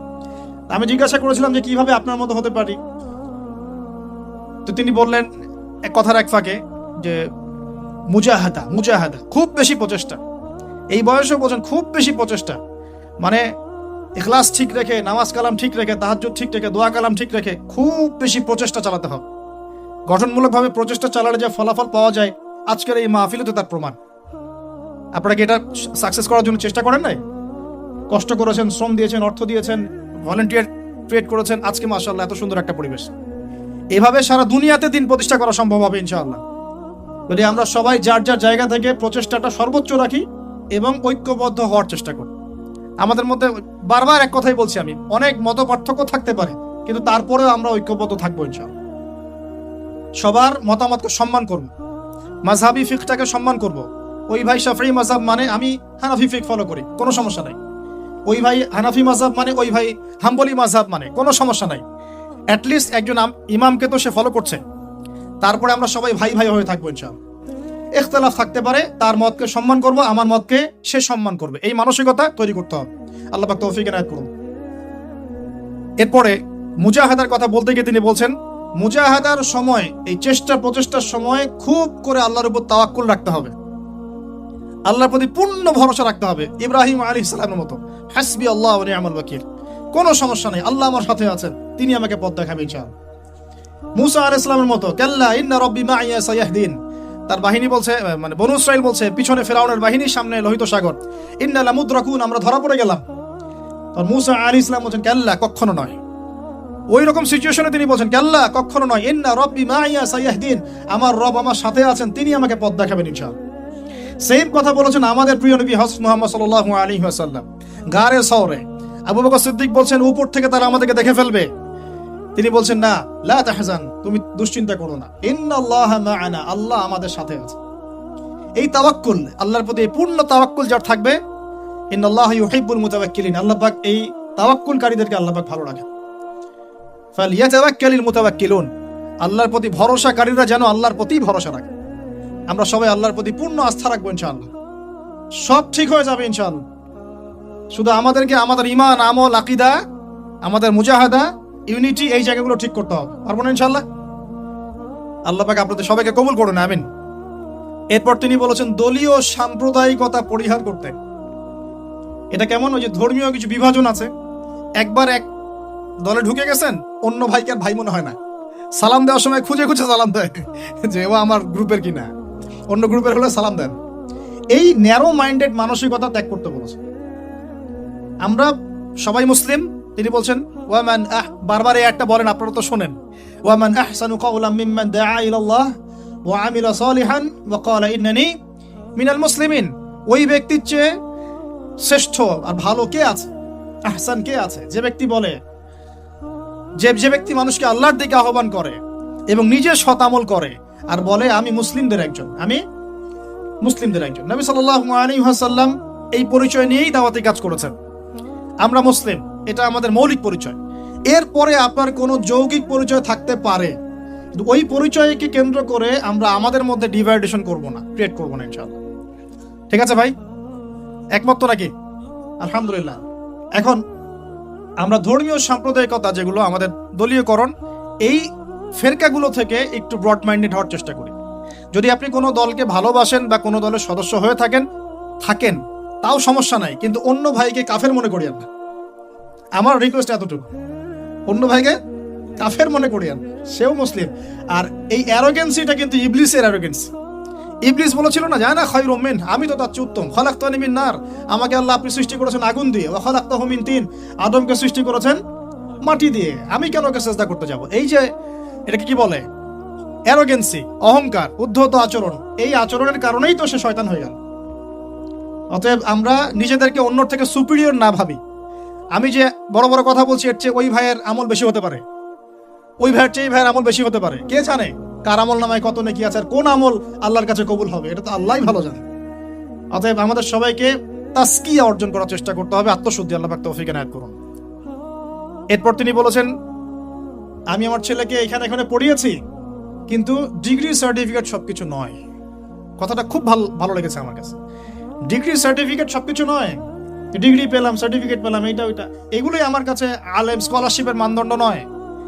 এলেম আল্লাহর পক্ষ থেকে আসে, এবং ওলামায়ে কেরামদের সামনে বসে বসে যে সিনাই সিনাই যে এলেমটা আসে, এটাই হচ্ছে জ্ঞান। এই যে কালকে ওনার সাথে বসে এই যে এতগুলো কথা শুনলাম, এই যে জ্ঞান আমি পেলাম না, এটা তো আমি 20টা বই পড়ে পেতাম না। ব্যাপারটা বুঝতে পারেন নাই? একটা সার্টিফিকেট পেয়েছি ধরেন অনলাইন একটা মাদ্রাসা থেকে যে আমি মাস্টার্স করেছি, কিন্তু এই জ্ঞানগুলো যদি আমি না পেতাম, তাহলে কি আমার জ্ঞান পূর্ণাঙ্গ হতো? তো এটাই তিনি বোঝাতে যাচ্ছেন, সম্মানিত সেই মেহমান স্যার, যে ডিগ্রি এবং সার্টিফিকেটই সবসময় জ্ঞানের মানদণ্ড নয়। জ্ঞান আল্লাহর পক্ষ থেকে আসবে। কখন আসবে? যখন আমরা এই বেসিকগুলো ঠিক করব, এবং বরেণ্য রিনাউন্ড ওলামায়ে কেরামদের কাছে কাছে গিয়ে গিয়ে আমরা সরাসরি জ্ঞান নেওয়ার চেষ্টা করব। আপনারা সফর করবেন, ভিজিট করবেন, আলেমদের বাসায় যাবেন, তাদের অফিসে যাবেন, বসবেন, কথা বলবেন, প্রশ্ন করবেন, এভাবে জ্ঞান অর্জন করার চেষ্টা করবেন। আর বইপত্র তো পড়বেন, লেকচার তো শুনবেন, মূল এটা একটা সোর্স থাকবে জ্ঞান অর্জনের, সরাসরি গিয়ে জ্ঞান নেওয়ার চেষ্টা করা। আল্লাহ পাক আমাদেরকে ওলামায়ে কেরামের সোহবতে গিয়ে জ্ঞান নেওয়ার তৌফিক দান করুন, আমিন। ঠিক আছে, এটাও অবশ্য তিনি বলেছিলেন যে এখন হকপন্থী স্কলার হাতে গোনা যায়, এটাও বলেছেন। সত্যিকারের আলেম এখন হাতে গোনা যায়, এটা খুঁজে বের করতে হবে আপনাদেরকে। যারা হক ও বাতিলকে মিশ্রিত করে না, হককে স্পষ্ট করে, বাতিলকেও স্পষ্ট করে, তারাই প্রকৃত আলেম। সামান্য কিছু দুনিয়ার স্বার্থে যারা দিনকে বিক্রি করে দিবে, এরা কখনোই প্রকৃত আলেম। তিনি বলছেন হাতে গোনা যায় স্কলার্স, ভেরি ফিউ অফ, উনি ওনার মতো করে বলছেন। এখন তো খুব অল্প, হাতে গোনা। একটা সময় ছিল সলফে সালেহীদের যুগে অগণিত ওলামায়ে কেরাম, অগণিত। এখন সত্যি সত্যি হকপন্থী ওলামায়ে কেরাম হাতে হাতে গোনা যায়। আল্লাহ পাক তারপরে আমরা দোয়া করি, আল্লাহ পাক আমাদের সবাইকে হকপন্থী ওলামায়ে কেরামদের সহবত দান করুন, আমিন। নয় যে আমি ক্ষমতা চাই, আমি ক্ষমতায় যেতে চাই, এটাই আমার উদ্দেশ্য, কোশ্চিনকালেও নয়। ক্ষমতায় আমি যাই, বা এক্স যাক, বা ওয়াই যাক, বা জেড যাক, আমরা চাই আল্লাহর জমিনে আল্লাহর দিন কায়েম। ঠিক আছে কথা? ওকে। সেকেন্ড কথা হচ্ছে যে দিন কায়েম যদি ইবাদত হয়, তাহলে দ্বিতীয় বিষয় হচ্ছে এই ইবাদতটা তখনই কবুল হবে যখন তা নবী মুহাম্মদ সাল্লাল্লাহু আলাইহি ওয়াসাল্লামের সুন্নাহ মোতাবেক হবে। 1 নম্বর শর্ত কি? এটা হতে হবে এক আল্লাহর জন্য। 2 নম্বর শর্ত, এটা হতে হবে নবী সাল্লাল্লাহু আলাইহি ওয়াসাল্লামের সুন্নাহ তরিকা মোতাবেক। অন্য কোন তরিকায়, অন্য কোন পথ পদ্ধতিতে এটা প্রতিষ্ঠাও করা যাবে না, আর করতে গেলেও সেটা ইবাদত বলে গণ্য হবে না। এখন যদি কেউ বলে না, আমি আব্রাহাম লিঙ্কনকেই আমার উসওয়াতুল হাসানা হিসেবে বেছে নিয়েছি, তার পথ পদ্ধতিতেই দিন কায়েম করতে হবে, কথাটা কি ঠিক হবে? আমি কার্ল মার্কসকেই বেছে নিয়েছি, মার্কসীয় পদ্ধতিতেই হবে, কথাটা কি ঠিক হবে? আমি জায়নিস্টদেরকে বেছে নিয়েছি, ওরা যেভাবে বোঝাবে সেই মডারেট ইসলাম প্রতিষ্ঠা করলেই দিন কায়েম হবে, ব্যাপারটা কি এমন? আমি লেনিনকে বেছে নিয়েছি, স্টেলিনকে বেছে নিয়েছি, আমি মাও সেতুংকে বেছে নিয়েছি, ইত্যাদি ইত্যাদি। এই মানুষগুলোকে বেছে নিয়ে কেউ যদি তাদের রাজনৈতিক বুঝ অনুযায়ী বা শেখানো তরিকা অনুযায়ী আল্লাহর জমিনে দিন কায়েম করতে চায়, তবে সেটা ইবাদত বলে গণ্য কোশ্চিন কালেও হবে না, এবং তার কোনো ফলাফলও আসবে না। কারণ যেহেতু সেটা নবীর তরিকায় হয় নাই, ফলাফল আসার কোনো প্রশ্নই ওঠে না। কথা বোঝা গেছে?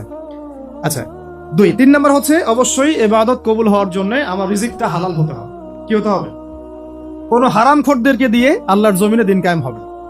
দাড়ি টুপিওয়ালা হারামখোর হোক, দাড়ি টুপি ছাড়া হারামখোর, কোনো হারামখোরকে দিয়ে আল্লাহর জমিনে দিন কায়েম হবে না। আসলে এখন যেহেতু আমরা জানলাম এটা দিন প্রতিষ্ঠা করা, বোঝা, আমল করা, পালন করা, ইকামতে দিন, এগুলো ইবাদত, তাই আমাদেরকে অবশ্যই নবী সাল্লাল্লাহু আলাইহি ওয়াসাল্লামের পথ পদ্ধতি, সুন্নাহ এবং সিরাত থেকেই হেদায়েত সংগ্রহ করতে হবে।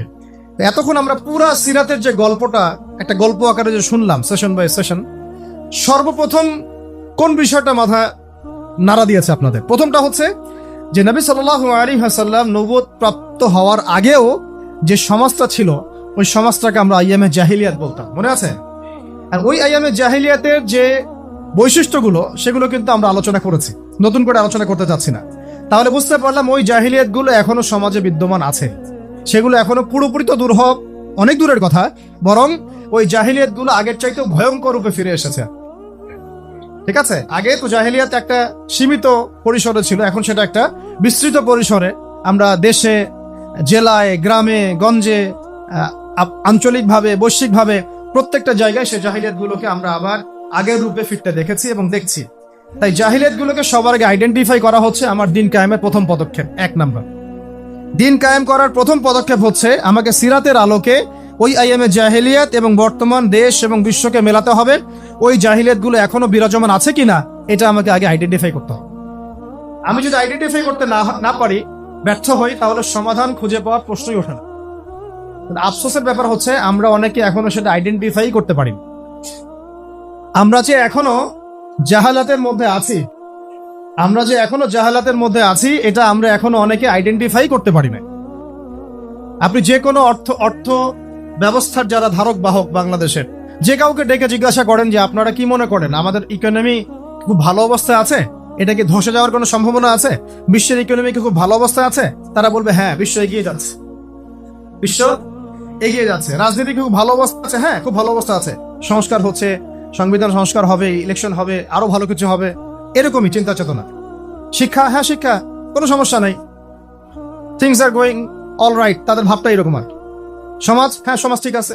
সংস্কৃতি ঠিক আছে। ওয়ার্ল্ড অ্যাফেয়ার্স খুব চমৎকার চলছে। তাদের চোখে, তাদের দৃষ্টিতে এই বিশ্ব, দেশ, রাষ্ট্র সব সুন্দর চলছে, কোনো সমস্যা নাই। আর তাদের দৃষ্টিটা হচ্ছে এই বাহ্যিক দৃষ্টি। তারা যদিও কেমব্রিজ, অক্সফোর্ড, হার্ভার্ড থেকে পড়ে এসেছেন, ঢাকা বিশ্ববিদ্যালয়ে ফারাক হয়েছেন, তবুও তারা বাইরের চোখ দিয়ে দেখেন, ভিতরের চোখ তাদের অন্ধ। আর যদি তারা ভিতরের চোখ দিয়ে দেখতে পারতেন তাহলে বুঝতেন যে আসলে কোনো সেক্টরই ঠিক নাই। না আমার ব্যক্তি জীবন ঠিক আছে, আর না শিক্ষা, আর না সংস্কৃতি, আর না অর্থনীতি, আর না ব্যবসা বাণিজ্য, আর না আমার রাষ্ট্র, আর না রাষ্ট্রের সংবিধান আর আইন কানুন, কোনো কিছুই ঠিক নাই। প্রত্যেকটা বিষয়ই আইয়ামে জাহিলিয়াতের সেই বিষ বাষ্পের মধ্যেই ঘোরাফেরা করছে, ঘুরপাক খাচ্ছে। এবং বিশ্বের অবস্থা এর চেয়ে অনেক বেশি করুণ। আমরা শুধুমাত্র রাষ্ট্র নিয়ে কথা বলছি, কিন্তু বিশ্বের অবস্থা কিন্তু এর চেয়েও আরো অনেক ভয়ঙ্কর। তো প্রথমে আমাদের যে কাজটা করতে হবে, সিরাতের আলোকে দিন প্রতিষ্ঠার পথে এগোতে হলে সবার আগে আমাদেরকে ভাই জাহালাত চিনতে হবে। জাহিলিয়াত কোনটা, জাহিলিয়াত কি, কত প্রকার, আইয়ামে জাহিলিয়াতে কোন কোন জাহিলিয়াত ছিল, সেই জাহিলিয়াত গুলো কি এখনকার দেশে এবং বিশ্বে আছে কিনা, এটা যদি আপনি ফাইন্ড আউট করতে পারেন আপনার কাজ অর্ধেক হয়ে গেছে আলহামদুলিল্লাহ। এটা ফাইন্ড আউট করতে না পারলে জনবল, সমাজ, রাষ্ট্র, ক্ষমতা, হ্যাঁ আপনার এই যে শোডাউন, আইওয়াস, অর্থ ব্যবস্থা, টাকা পয়সা, এগুলো দিয়ে কিচ্ছু করতে পারবেন না। আগে আপনাকে সমস্যা চিহ্নিত করতে হবে, সমস্যাগুলো কোন কোন জায়গায়। আসলেই কি রাসূল সাল্লাল্লাহু আলাইহি ওয়াসাল্লামের সেই মানে আইয়ামে জাহিলিয়াত যেটাকে আমরা বলছি, তিনি আসার আগের কথা বলছি, ওই জাহালাত গুলো কি এখনো বর্তমান বিশ্বে আছে কিনা, এটা আইডেন্টিফাই করাটা হচ্ছে আমাদের প্রথম চ্যালেঞ্জ এবং প্রথম কাজ। আল্লাহ পাক আমাদেরকে করার তৌফিক দান করেন। দ্বিতীয় বিষয়টা হচ্ছে, খেয়াল করে দেখুন সিরাতের আলোকে, যখন এটা স্পষ্ট হয়ে গেছে যে একটা সমাজ জাহেলি, একটা সমাজ অন্ধকারাচ্ছন্ন, তখন আল্লাহ রাব্বুল আলামিন সেই সমাজটাকে সংস্কার করার জন্য তার পক্ষ থেকে একজন রাসূল পাঠিয়েছেন। অ্যাজ এ টিচার একজন রাসূল পাঠিয়েছেন, এবং তার কাছে আল্লাহ রাব্বুল আলামিন আল্লাহর পক্ষ থেকে তার কিতাব কোরআন এবং সুন্নাহ নাজিল করেছে। মানে সমাজ সংস্কার করতে হলে, আল্লাহর জমিন থেকে জাহালাত দূর করতে হলে, দিন প্রতিষ্ঠা করতে হলে, ব্যক্তি থেকে নিয়ে রাষ্ট্র পর্যন্ত, আগে আমার একটা জ্ঞানের উৎস লাগবে। একটা কি লাগবে? জ্ঞানের উৎস লাগবে। জাহালাত মানে অন্ধকার দূর করতে হলে আমাকে আলো লাগবে। আর এই আলো আমার নিজের বুদ্ধি থেকে, আমার হৃদয় থেকে, আমার বিজ্ঞান থেকে, আমার দর্শন থেকে এটা আবিষ্কৃত হবে না। এই আলো আসবে আল্লাহর পক্ষ থেকে। এই আলো কার পক্ষ থেকে আসবে? আল্লাহর পক্ষ থেকে আসা সেই আলোকে আমরা দুই ভাগে ভাগ করতে পারি। একে তো আমাদের নবী সাল্লাল্লাহু আলাইহি ওয়াসাল্লাম নিজেই সেই আলো, সুবহানাল্লাহ, এবং তার উপরে এসেছে আল্লাহ পাকের পক্ষ থেকে আল কোরআনুল কারীম এবং নবীর সুন্নাহ। এই দুই আলোকবর্তিকা হাতে নিয়ে তিনি এই অন্ধকারাচ্ছন্ন সমাজটাকে সংস্কার করার মিশনে হেঁটেছেন। প্রথম শুরু হয়েছে ইকরা বিসমি রাব্বিকাল্লাযী খালাক। পড়ুন আপনার রবের নামে যিনি আপনাকে সৃষ্টি করেছেন। তারপরে এসেছে ইয়া আইয়ুহাল মুদ্দাসসির, হে কম্বল আবৃত রাসূল, কুম ফাআনযির, আপনি উঠুন সতর্ক করুন। মানে আগে এসেছে পড়াশোনা করার কথা। যখন আমরা সমাজ সংস্কার করতে চাইবো, আল্লাহর জমিনে দিন কায়েম করার প্রশ্ন উঠবে, তখন সবার আগে নিজের জীবন থেকে শুরু করতে হবে এবং পড়াশোনা দিয়েই শুরু করতে হবে, জ্ঞান অর্জন দিয়েই শুরু করতে হবে। এটা ছাড়া অন্য কোনো অপশন আমাদের সামনে খোলা নেই। যদি আমরা সেই ওহির জ্ঞানে আলোকিত না হতে পারি, তাহলে আমরা এই অন্ধকারাচ্ছন্ন সমাজকেও আলোকিত করতে পারবো না। সহজ কথা। নিজে যে ব্যক্তি আলোকিত না, সে অন্যকে আলো দিবে কিভাবে? নিজে যেটা আলোকিত না, যে ব্যক্তি বা যে সত্তা আলোকিত না, সে কিভাবে অন্য একটা সত্তাকে আলোকিত করতে পারে? তাই সবার আগে আমাদের প্রয়োজন আল্লাহ পাকের ওহির জ্ঞানের চর্চা বাড়িয়ে দেওয়া। আল্লাহ পাক তৌফিক দান করেন। এবং সেই ওহির জ্ঞানে আলোকিত হয়ে নিজেও এর উপরে আমল করা, আমার পরিবারটাকে সেভাবে গড়া, এবং আমার যতটুকু পর্যন্ত আল্লাহ পাক আমাকে ক্ষেত্র দিয়েছেন সেখানে আলোকে ছড়ায় দেওয়া। ইনশাআল্লাহ এভাবে আস্তে আস্তে সমাজ আলোকিত হবে ইনশাআল্লাহ। তাহলে আমরা সিরাতের আলোকে দিন কায়েমের পথে অন্যতম একটা নিয়ামক হিসাবে পাচ্ছি ওহির জ্ঞান, ওহির জ্ঞানের চর্চা, সেই জ্ঞান শেখা, সেই জ্ঞানের প্রচার করা, প্রসার ঘটানো এবং তার উপরে আমল করা। আল্লাহ পাক বোঝার তৌফিক দান করেন। 3 নম্বর বিষয়টা হচ্ছে কোন সাহাবী, তাবেঈ, তাবে তাবেঈ কেউই কিন্তু দেখবেন যে একা একা কখনো চলেন নাই, একা একা দিনকে শেখেনও নাই। একা একা চলা তো বহু দূরের কথা, একা একা দিনকে তারা শেখেনও নাই। সবসময় তারা রাসূল সাল্লাল্লাহু আলাইহি ওয়াসাল্লামের সোহবতে থেকেছেন। ওই জেনারেশনে পরের জেনারেশন সাহাবীদের সোহবতে থেকেছেন, তারপরের জেনারেশন তাবেঈদের সোহবতে থেকেছেন, তারপরের জেনারেশন তাবে তাবেঈদের সোহবতে থেকেছেন। মানে এই যে সোহবত, সংস্পর্শ, মানে এটা সিনাই আসবে। আল্লাহ রাব্বুল আলামিন তার নবীর উপরে পাঠিয়েছেন ওহীর জ্ঞান, সেটা নিয়ে এসেছেন একজন মালাক ফেরেশতা জিবরাইল আলাইহিস সালাম। তিনি তাকে জড়িয়ে ধরেছেন, সিনাই সম্পর্ক মনে আছে? জড়িয়ে ধরেছেন, ছেড়ে দিয়েছেন, মনে আছে কি? সিনাই সম্পর্ক। পড়েন, ইকরা, আপনি পড়ুন, মা আনা বিকারি, আমি তো পড়তে জানি না। আবার চেপে ধরা হলো, ইকরা, পড়ুন, মা আনা বিকারি, আমি তো পড়তে জানি না। হৃদয়ের সম্পর্ক খেয়াল করেছেন কি? তারপরে তিনি পড়তে পারলেন, ইকরা বিসমি রাব্বিকাল্লাযী খালাক। তো একজন টিচার লাগে, কি লাগে? টিচার লাগে। আমরা এখন এটাকে বলি একজন উলামায়ে কেরামদের মধ্যে মুহাক্কিক, বরেণ্য আলেম, মুরব্বী আপনার সাথে আপনার মাথার উপরে থাকতে হবে, নিসবত থাকতে হবে। এভাবেই সিনাই এই জ্ঞানটাকে শিখতে হয়, আমল করতে হয়, এবং এর উপরে প্রসার, দাওয়াত, তাজকিয়া সবকিছু এর সাথে রিলেটেড। আল্লাহ পাক আমাদের সবাইকে যেন এরকম বরেণ্য উস্তাদ দান করে না। 3 নম্বর এটা বিষয় যে একা একা আমার চলা যাবে না, আমাকে ঐক্যবদ্ধ থাকতে হবে এবং আমার মাথার উপরে অবশ্যই বরেণ্য আলেমদের একটা ছায়া থাকতে হবে। অন্তত একজন মুরব্বী আলেম মাথার উপরে রাখা অবশ্যই জরুরি। আল্লাহ পাক তৌফিক দান করে না। 4 নম্বর বিষয়টা খেয়াল করে দেখুন, আমি জাস্ট পয়েন্ট আকারে শেষ করতেছি। 4 নম্বর বিষয়টা হচ্ছে ওহীর জ্ঞানের শিক্ষা পেয়ে সাহাবায়ে কেরাম কি আগেই দাওয়াতের কাজ শুরু করেছেন, না নিজেরা আগে শিখেছেন, আমল করেছেন? কেউ কি আমল করার আগেই দাওয়াতের কাজ শুরু করেছিলেন কিনা? তাহলে আমরা বুঝতে পারলাম যে দাওয়াতের কাজ করার আগে আমার নিজের উপরে দিনটাকে কায়েম করতে হবে। এখন এটা সত্য যে একসাথে তো আমি আর সবগুলো আমল করতে পারবো না। অন্তত ফরজ, ওয়াজিব এগুলো যখন আমার আদায় হয়ে যাবে, তখন আমি দিনের দাওয়াতের ক্ষেত্রে মনোনিবেশ করবো ইনশাআল্লাহ। এবং এমন বিষয়ের দাওয়াত আমি দিব না যে বিষয়ে আমার কোনো জ্ঞান নাই। আর যে বিষয়গুলো ইখতিলাফপূর্ণ, মতবিরোধপূর্ণ, সেই বিষয়গুলোকে আমি দাওয়াতের মূল এজেন্ডা বানাবো না। দাওয়াতের মূল এজেন্ডা ইখতিলাফি বিষয়গুলো হবে না। দাওয়াতের মূল এজেন্ডা হবে মৌলিক বিষয়গুলো, যেমন ইসলাম, ঈমান, সালাত, সওম, যাকাত, হালাল, হারাম, জায়েজ, নাজায়েজ, এইগুলো হবে আমার দাওয়াতের মূল বিষয়। আকীদাগত বিষয় হোক, আমলগত বিষয় হোক বা ফিকহি বিষয় হোক, আমি আগে মূল বিষয়গুলো দাওয়াত দিব, তারপরে আমি আসবো গভীরে ইনশাআল্লাহ। আল্লাহ পাক তৌফিক দান করেন। ওকে, তো এটা হলো চতুর্থ বিষয়টা। বুঝলাম যে আগে নিজেদেরকে আমলের উপর থাকতে হবে, তারপরে আমরা ইনশাআল্লাহ অন্যকে দাওয়াতের ব্যাপারটাই বেশি জোর দিব। পঞ্চম বিষয় হচ্ছে যে খেয়াল করে দেখুন, প্রথম 3টা বছর, কত বছর? প্রথম 3টা বছর নবী সাল্লাল্লাহু আলাইহি ওয়াসাল্লাম গোপনে দিনের দাওয়াত দিয়েছেন। আর আমরা কিন্তু এখন গোপন দাওয়াতটাকে অনেকে দাওয়াতই মনে করি না। আমাকে আগে জানাতে হবে, আমাকে আগে দেখাতে হবে, আমাকে আগে ভিডিওতে আসতে হবে, আমাকে জাতিকে মানে লাইভে এসে বলতে হবে। আমরা গোপনীয়তা রক্ষা করাটাকে সুন্নাহ মনে করি না অনেকে।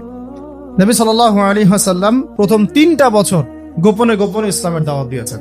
তাহলে বুঝতে পারলাম যে গোপনে দাওয়াত দেওয়াটাও কি এক প্রকার একটা সুন্নাহ। এবং এই গোপন দাওয়াতের মধ্য দিয়ে যে মানুষগুলো দাওয়াত কবুল করেন, তারা কিন্তু আবু বকর সিদ্দিক হন, তারা কিন্তু ওমর ইবনে খাত্তাব হন, হামজা রাদিয়াল্লাহু আনহু হন, তারপর আব্দুল বিন মাসউদ রাদিয়াল্লাহু আনহু হন।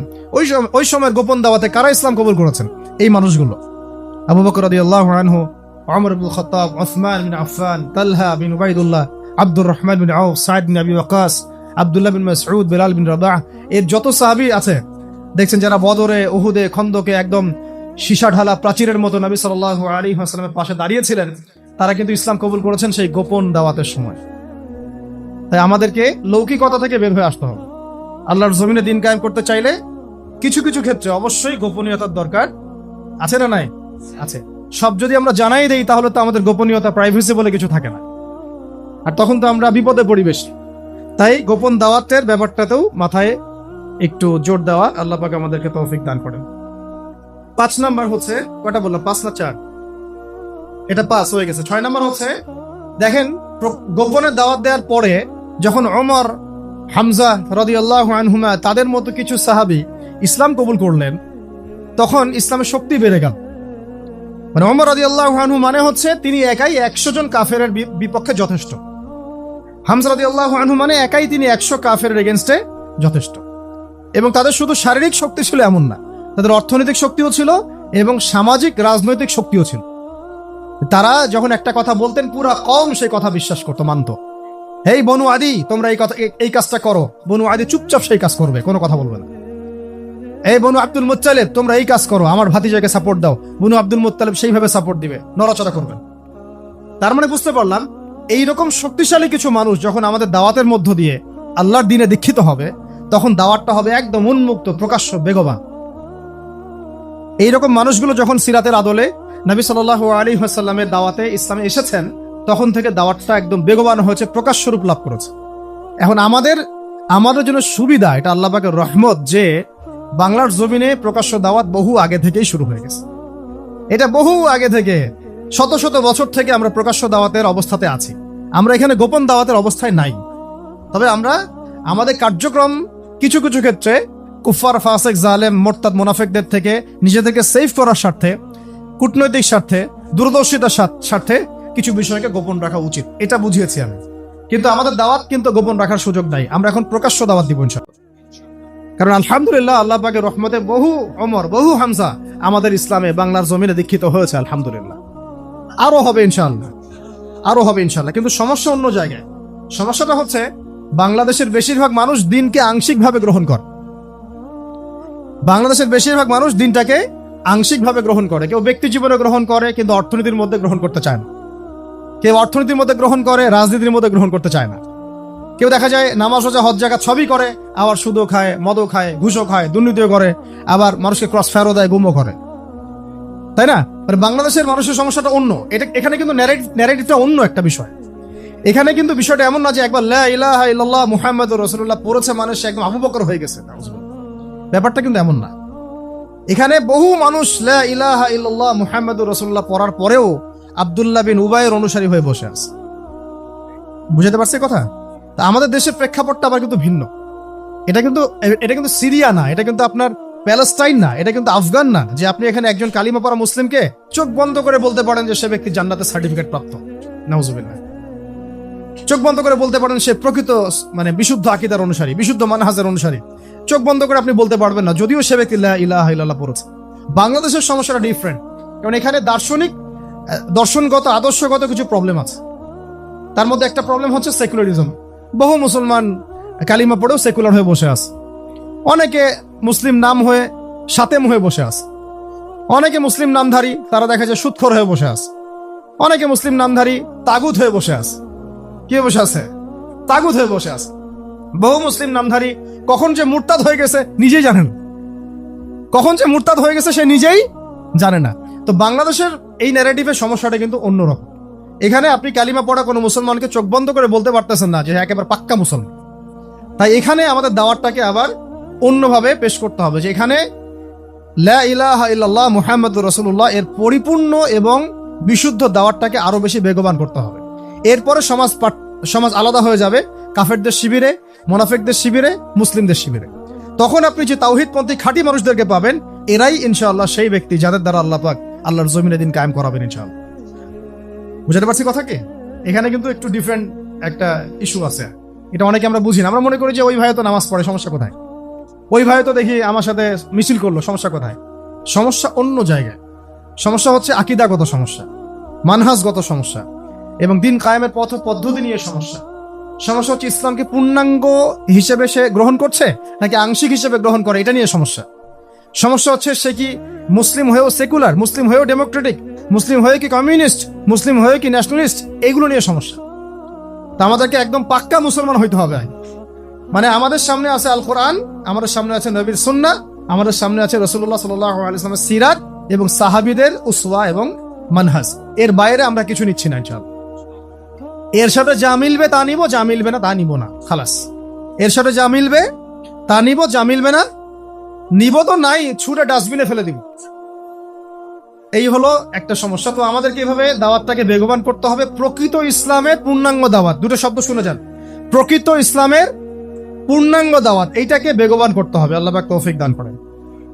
এবং ইনশাআল্লাহ এই দাওয়াত যখন বেগবান হবে তখন বহু হামজা এবং ওমর ইসলামে দীক্ষিত তো হবেই, পাশাপাশি সাহাবীদের মতো আমাদের উপর নির্যাতন নিপীড়নও আসবে। কথা বুঝতে পারছেন?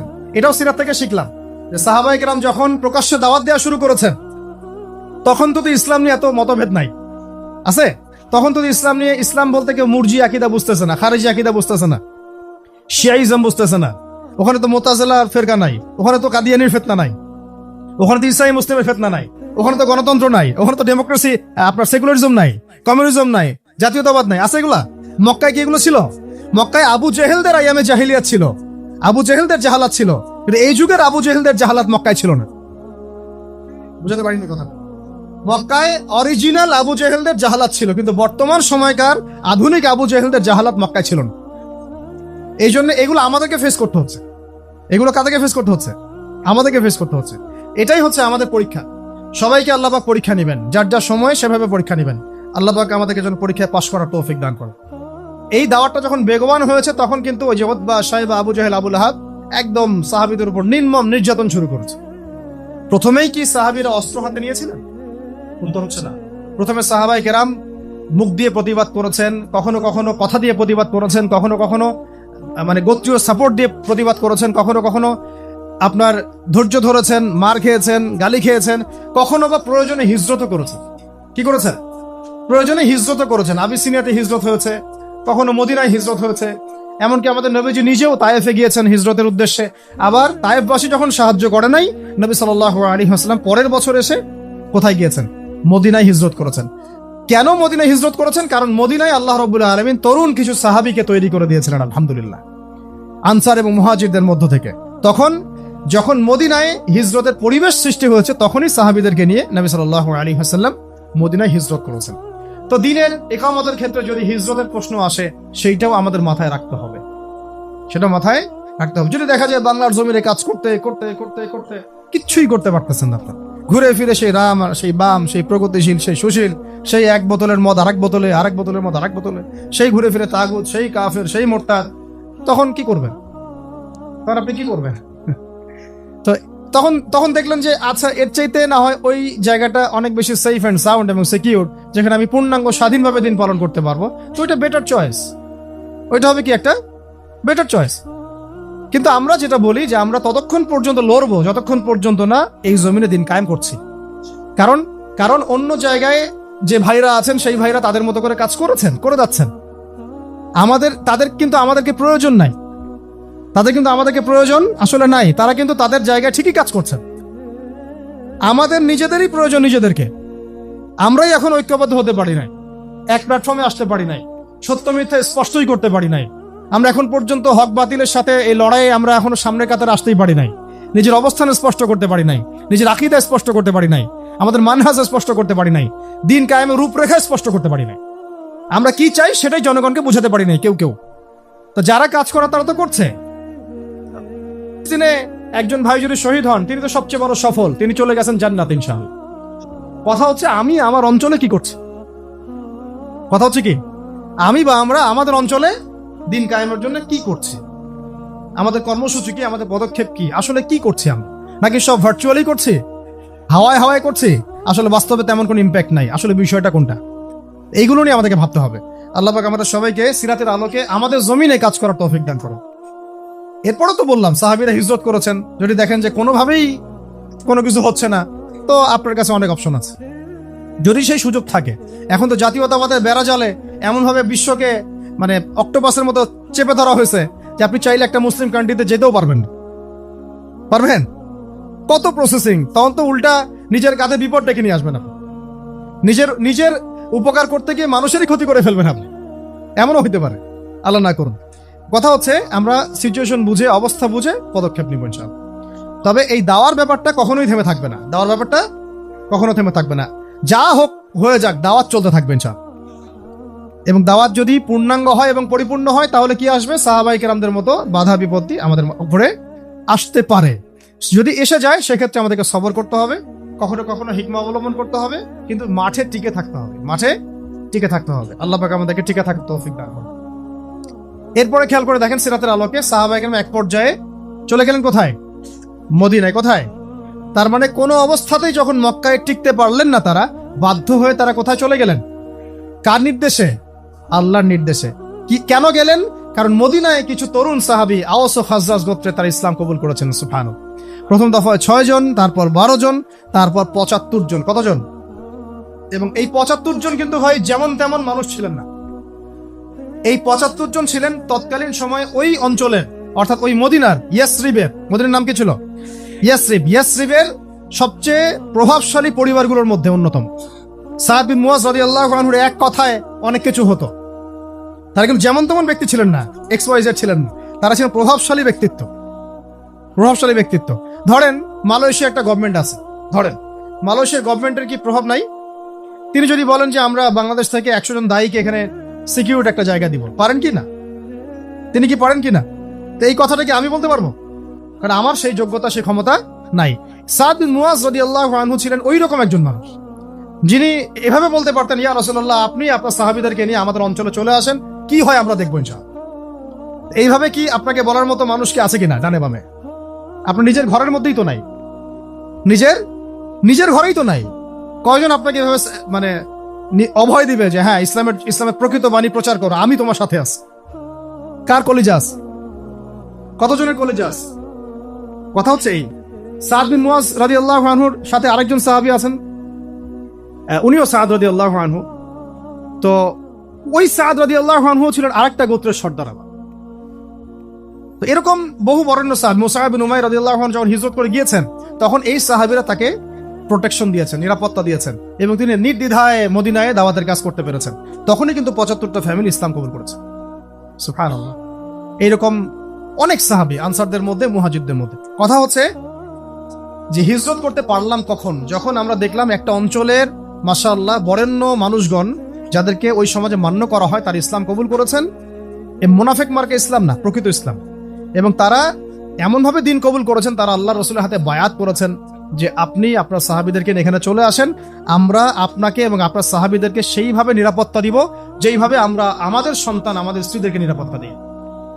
বিনিময়ে আমরা কি পাবো ইয়া রাসূলুল্লাহ? নবীজি বললেন যে আল জান্নাত, তোমরা জান্নাত পাবে। কিভাবে? জান্নাত পাবে। সেখানে হিজরত হলো।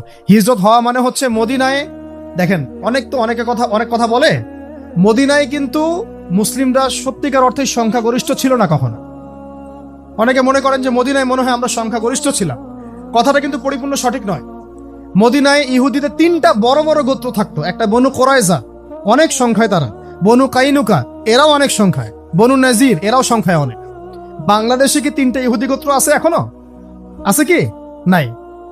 সৌভাগ্য, আল্লাহ পাকের শুকরিয়া আদায় করেন যে বাংলাদেশে ইহুদি নাই, আলহামদুলিল্লাহ। তবে ভিতরে ভিতরে কি হচ্ছে আমরা তো জানি না, ভিতরে কি হচ্ছে আমরা জানি না, কিন্তু বাহ্যিক ভাবে যেটা দৃশ্যমান সেটা কথা বলছি। ওখানে মদিনায় নবী সাল্লাল্লাহু আলাইহি ওয়াসাল্লাম হিজরত করে গিয়েছেন সাহাবীদেরকে নিয়ে। ওখানে দেখছেন বনু কোরাইজা, বনু কাইনুকা, বনু নাজির, 3টা বড় বড় গোত্র। পাশে আছে খায়বারে আবার একটা বড় ইহুদি গোত্র, 4টা গোত্র বড় বড়। আবার মদিনায় আছে আব্দুল্লাহ বিন উবাইয়ের অনুসারীরা, মুনাফিক, মুখে ইসলাম কবুল করেছে, মন থেকে করে নাই। ওদের শত্রুতা নবী সাল্লাল্লাহু আলাইহি ওয়াসাল্লামের সাথে, কারণ আব্দুল্লাহ বিন উবাইকে ওই আওস ও খাজরাজ তারা মিলে মদিনার প্রধান বানাতে চেয়েছিল। নবী সাল্লাল্লাহু আলাইহি ওয়াসাল্লাম যখন সেখানে হিজরত করে গিয়েছেন তখন তিনি হয়ে গেছেন অল ইন অল, একচ্ছত্ব অধিকারী। এই কারণে তার হিংসা, এই জালান থেকে সে মুখে ইসলাম কবুল করলো, মন থেকে কখনো ইসলাম কবুল করে নাই। সে একা ছিল না, তার অনুসারী ছিল। ঠিক আমাদের সমাজের মুনাফিকরা কি একার অনুসারী আছে? তাহলে দেখেন মদিনার অবস্থা দেখেন, ওখানে ইহুদিরাও ছিল, মুনাফিকরাও ছিল, আবার কিছু পৌত্তলিকও ছিল। এরকম একটা অবস্থায় শুধু দুইটা কম, আওস এবং খাজরাজ, তারা ইসলাম কবুল করেছিলেন। ব্যাস, আমাদের আর কিচ্ছু দরকার হয় নাই। এই বায়াতে নবী সাল্লাল্লাহু আলাইহি ওয়াসাল্লাম হয়ে গেলেন মদিনার অঘোষিত এবং অঘোষিতই, ঘোষণা ছাড়াই তিনি রাষ্ট্রপ্রধান। সুবহানাল্লাহ। কারণ তিনি তো নবী তিনি যখন আমার নবী, তিনি আমার নেতা, তিনি আমার রোল মডেল, তিনি আমার আদর্শ, তিনি আমার উসওয়া, তাহলে যদি রাষ্ট্র কায়েম করি তাহলে নেতা কে হবে? আমার নবী হবে, আর কে হবে? সাল্লাল্লাহু আলাইহি ওয়াসাল্লাম। আর কেউ হবে? সাল্লাল্লাহু আলাইহি ওয়াসাল্লাম। তো এখন নবী সাল্লাল্লাহু আলাইহি ওয়াসাল্লাম হলেন রাষ্ট্রপ্রধান। তার মানে আমাদের নবীজি নিজেও রাষ্ট্র কায়েম করেছেন, প্রমাণ হলো। তার রাষ্ট্রের মধ্যে অমুসলিমরা ছিল কি না? ছিল। তাদের অধিকার নষ্ট করা হয়েছে? এই রাষ্ট্রের মধ্যে আমরা কি সংখ্যাগরিষ্ঠ ছিলাম, নাকি ধরা যায় সমান? ধরা যায় কি সমান? একদম সংখ্যাগরিষ্ঠ নই আমরা, ওদের অনেক গোত্র আছে। তবু আমাদের যে আদর্শ, আমাদের যে আকীদা, আমাদের যে দিন, সেটাকে সবচেয়ে প্রাধান্য দেওয়া হয়েছে। আমরা কি ওখানে ধর্ম যার উৎসব সবার করেছিলাম? বলেন, আমরা কি ওখানে ইহুদিদের ওই প্যাগোডা গিয়েছি, খ্রিস্টানদের গির্জাতেও গিয়েছি, হিন্দুদের মানে ওই পৌত্তলিকদের পূজাতেও গিয়েছিলাম? আমরা সহ অবস্থান করেছি শান্তিপূর্ণ, কেউ কারো ধর্মে দীক্ষিত হই নাই, কেউ কারো আদর্শে দীক্ষিত হয় না। বরং মদিনা সনদ করা হয়েছিল, ওই সনদে তারা সিগনেচার করেছিল আমাদের সাথে সহ অবস্থান করবে। পরে একটার পর একটা সনদ তারা ভঙ্গ করেছে, এরপর তাদেরকে বের করে দেওয়া হয়েছে। মদিনা রাষ্ট্রের ফাংশনটা বোঝা এখন খুব বেশি জরুরি, কারণ বর্তমান যে রাষ্ট্র নিয়ে কথাগুলো হচ্ছে, কেউই কিন্তু মূল জায়গায় হাত দিচ্ছেন না। সবাই বলছেন এটা সংস্কার করা দরকার, এইটা সংস্কার করা দরকার, আমাদের সামনে এই পদক্ষেপ নেওয়া যেতে পারে, ওইটা নেওয়া যেতে পারে। কিন্তু আপনি সর্বকালের সর্বশ্রেষ্ঠ মহামানব মুহাম্মদুর রাসূলুল্লাহ সাল্লাল্লাহু আলাইহি ওয়াসাল্লামের নিজের হাতে গড়া মদিনা রাষ্ট্রের ফাংশনটা আপনি কিন্তু নিচ্ছেন না, বরং আপনি তাকে মূল্যায়নও করছেন না। ওই রাষ্ট্রের যে ফাংশন, এর চেয়ে বড় কোনো ফাংশন বিশ্ববাসী দেখে নাই। এমন শান্তির রাষ্ট্র কখনো বিশ্ববাসী দেখে নাই। ওর উপর দাঁড়িয়ে দীর্ঘ 1250 বছর আমরা বিশ্ব শাসন করেছি। কত বছর? 1250 বছর। ওই রাষ্ট্র কাঠামোর উপর দাঁড়িয়ে উমর রাদিয়াল্লাহু আনহুর সেই 10 বছরের খেলাফত চলে গিয়েছে। কেউ এগুলো নিয়ে কথা বলছেন, কারণ এগুলো নিয়ে কথা বলতে হলে কয়েকটা জায়গায় তাদেরকে আত্মসমর্পণ করতে হবে, যে আত্মসমর্পণটা তারা করতে চাইবেন না। কেন করতে চাইবেন না? আব্বু মাইন্ড করবে। কেন করতে চাইবেন না? আচ্ছা, কথা হচ্ছে আত্মসমর্পণ কোথায় করতে হবে? আল্লাহ নবী দেখেন, বুঝেন, আল্লাহ নবী সাল্লাল্লাহু আলাইহি ওয়াসাল্লাম ইহুদিদের সাথে রাষ্ট্রে ছিলেন, পৌত্তলিকদের সাথে ছিলেন, এখানে মুনাফিকদের সাথে ছিলেন, কিন্তু ওই রাষ্ট্রটা কি মানব রচিত তন্ত্র মন্ত্র আইন দিয়ে চলেছিল, নাকি আল্লাহর ওহী দিয়ে চলেছে? ভালো করে বুঝে বলেন। ওই মদিনা রাষ্ট্র কি মানব রচিত তন্ত্র মন্ত্র বা সংবিধান দিয়ে চলেছে, নাকি আল্লাহর ওহী, কুরআন এবং হাদিস দিয়ে চলেছে? এই জায়গায় কি বাংলাদেশের 90% বেশি বলে ফেললাম, কম বলে ফেললাম, 99.99% যারা রাজনীতি করে তারা কি মানবে? আমাকে বলেন।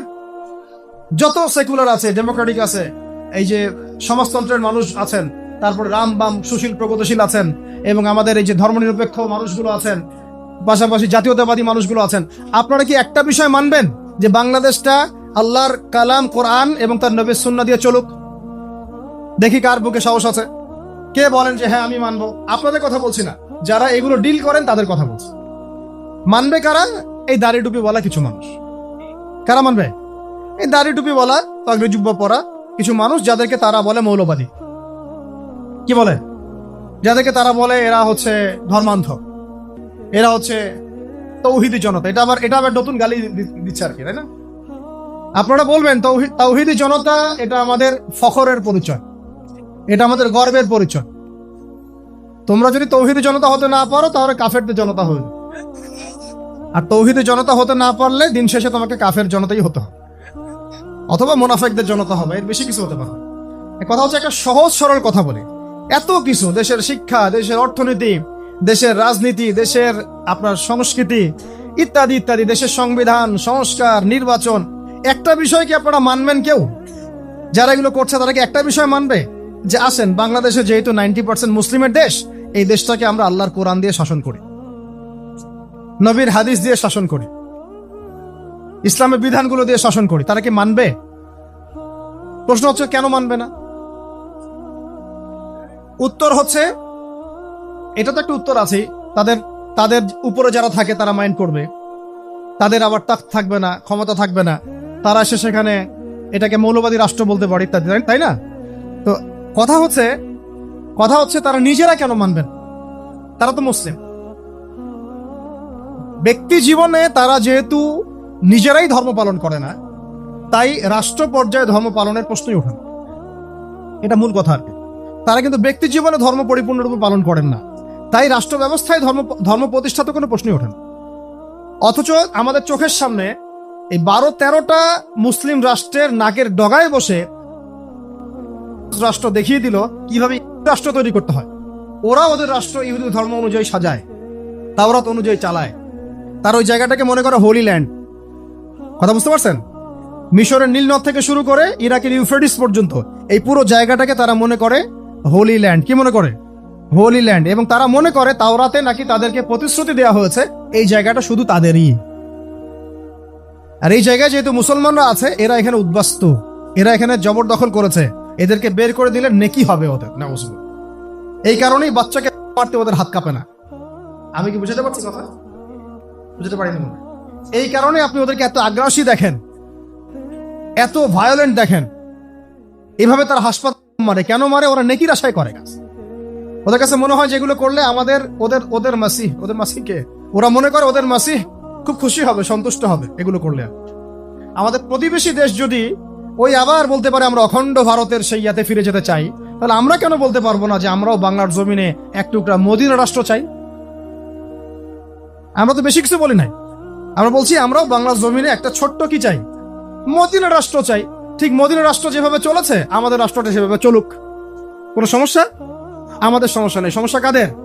সমস্ত রামদের সমস্যা, বামদের সমস্যা, সেকুলারদের সমস্যা, তথাকথিত গণতান্ত্রিকদের সমস্যা, জাতীয়তাবাদীদের সমস্যা, ক্ষমতা লোভীদের সমস্যা, সমস্ত ফাসিক, জালেম, কাফের, মোরতাদ, মুনাফিকদের সমস্যা। আমাদের কোনো সমস্যা নেই। আমাদের সমস্যা আছে? যদি চোরের হাত কাটা হয় আমরা খুশি হব, কিন্তু চোরের হাত কাটা হলে ওরা কষ্ট পাবে। কারণ কোন দিন যে তার হাতটা আবার কাটা যায়। রিবা বন্ধ হয়ে গেলে আমরা খুশি হব, সে রিবা বন্ধ হয়ে গেলে আমরা কি হব? খুশি হব। সে বন্ধ হয়ে গেলে কষ্ট পাবে। রিবা বন্ধ হয়ে গেলে ওর তো অনেক কিছু ধসে যাবে। টিকে আছে রিবার উপরে। ইকোনমিক্সের আলোচনা শুনেছেন? কিছুটা তো বুঝতে পারছেন নাকি? যদি মাদকদ্রব্য সেবন করলে বেত্রাঘাত করার আইন আসে, আমাদের তো কোনো সমস্যা নেই, কারণ আমরা মাদক চিনিও না, জানিও না। আর যারা মদ খেয়ে রিমান্ডে আসে হুজুরকে মারতে, ওদের তো সমস্যা। রিমান্ডে হুজুরকে মারার আগে মদ খেয়ে আসে। মদ খাইলে আপনি বুঝতে পারবেন না যে আপনি আসলে কি করতেছেন, কাজটা ভালো না খারাপ, সেন্স থাকবে না আপনি। তখন মাদকদ্রব্য খেয়ে রিমান্ডে মানুষকে নির্যাতন করে ভিডিও গেম খেলতে চলে যেতে পারবেন। এইগুলো হয়েছে আয়নাঘরের ঘটনা। আমি নিজের কথা বলতেছি না, এগুলো বহু ঘটনা বাংলাদেশের মানুষ সাক্ষী আছে। আর যে সত্যগুলো উপস্থাপিত হয়েছে এগুলো সত্যের 10%ও না, 90% এখনো কিছুই আমরা জানি না। এটা কবে জানবো আমরা জানি না, আদৌ জানবো কিনা তাও জানি না। বুঝতে পারছি কথা? শুধুমাত্র ইসলামী খেলাফা হুকুমাত ইমারা বা ইসলামী মদিনা রাষ্ট্রের মতো কোনো কাঠামো আসলে তখন সমস্ত রহস্যগুলো উন্মোচিত হবে ইনশাআল্লাহ। এখনো যা দেখছি আমরা এগুলো সবকিছু না, এর পিছনে আরো অনেক গল্প আছে। গল্পের আড়ালে বহু গল্প আছে, এগুলো আমরা জানছি না, বুঝতে পারছি না। আল্লাহ পাক প্রত্যেক জালেমের যেন উপযুক্ত বিচার করেন, আমরা এতটুকু তো বলতে পারি। আরশের রব তো আমাদের কথা শুনছেন, তাই না? আল্লাহ পাক প্রত্যেক জালেমের যেন উপযুক্ত বিচার করেন, দৃষ্টান্তমূলক শাস্তি দান করেন। এমন বিচার আল্লাহর পক্ষ থেকে নাজিল করেন যেন সে দুনিয়াতেও কখনো সুখ না পায়, পরকালেও না পায়। আমরা তাদের জন্য কখনো দোয়া করতে পারবো না। আল্লাহ পাক আমাদের দোয়াগুলো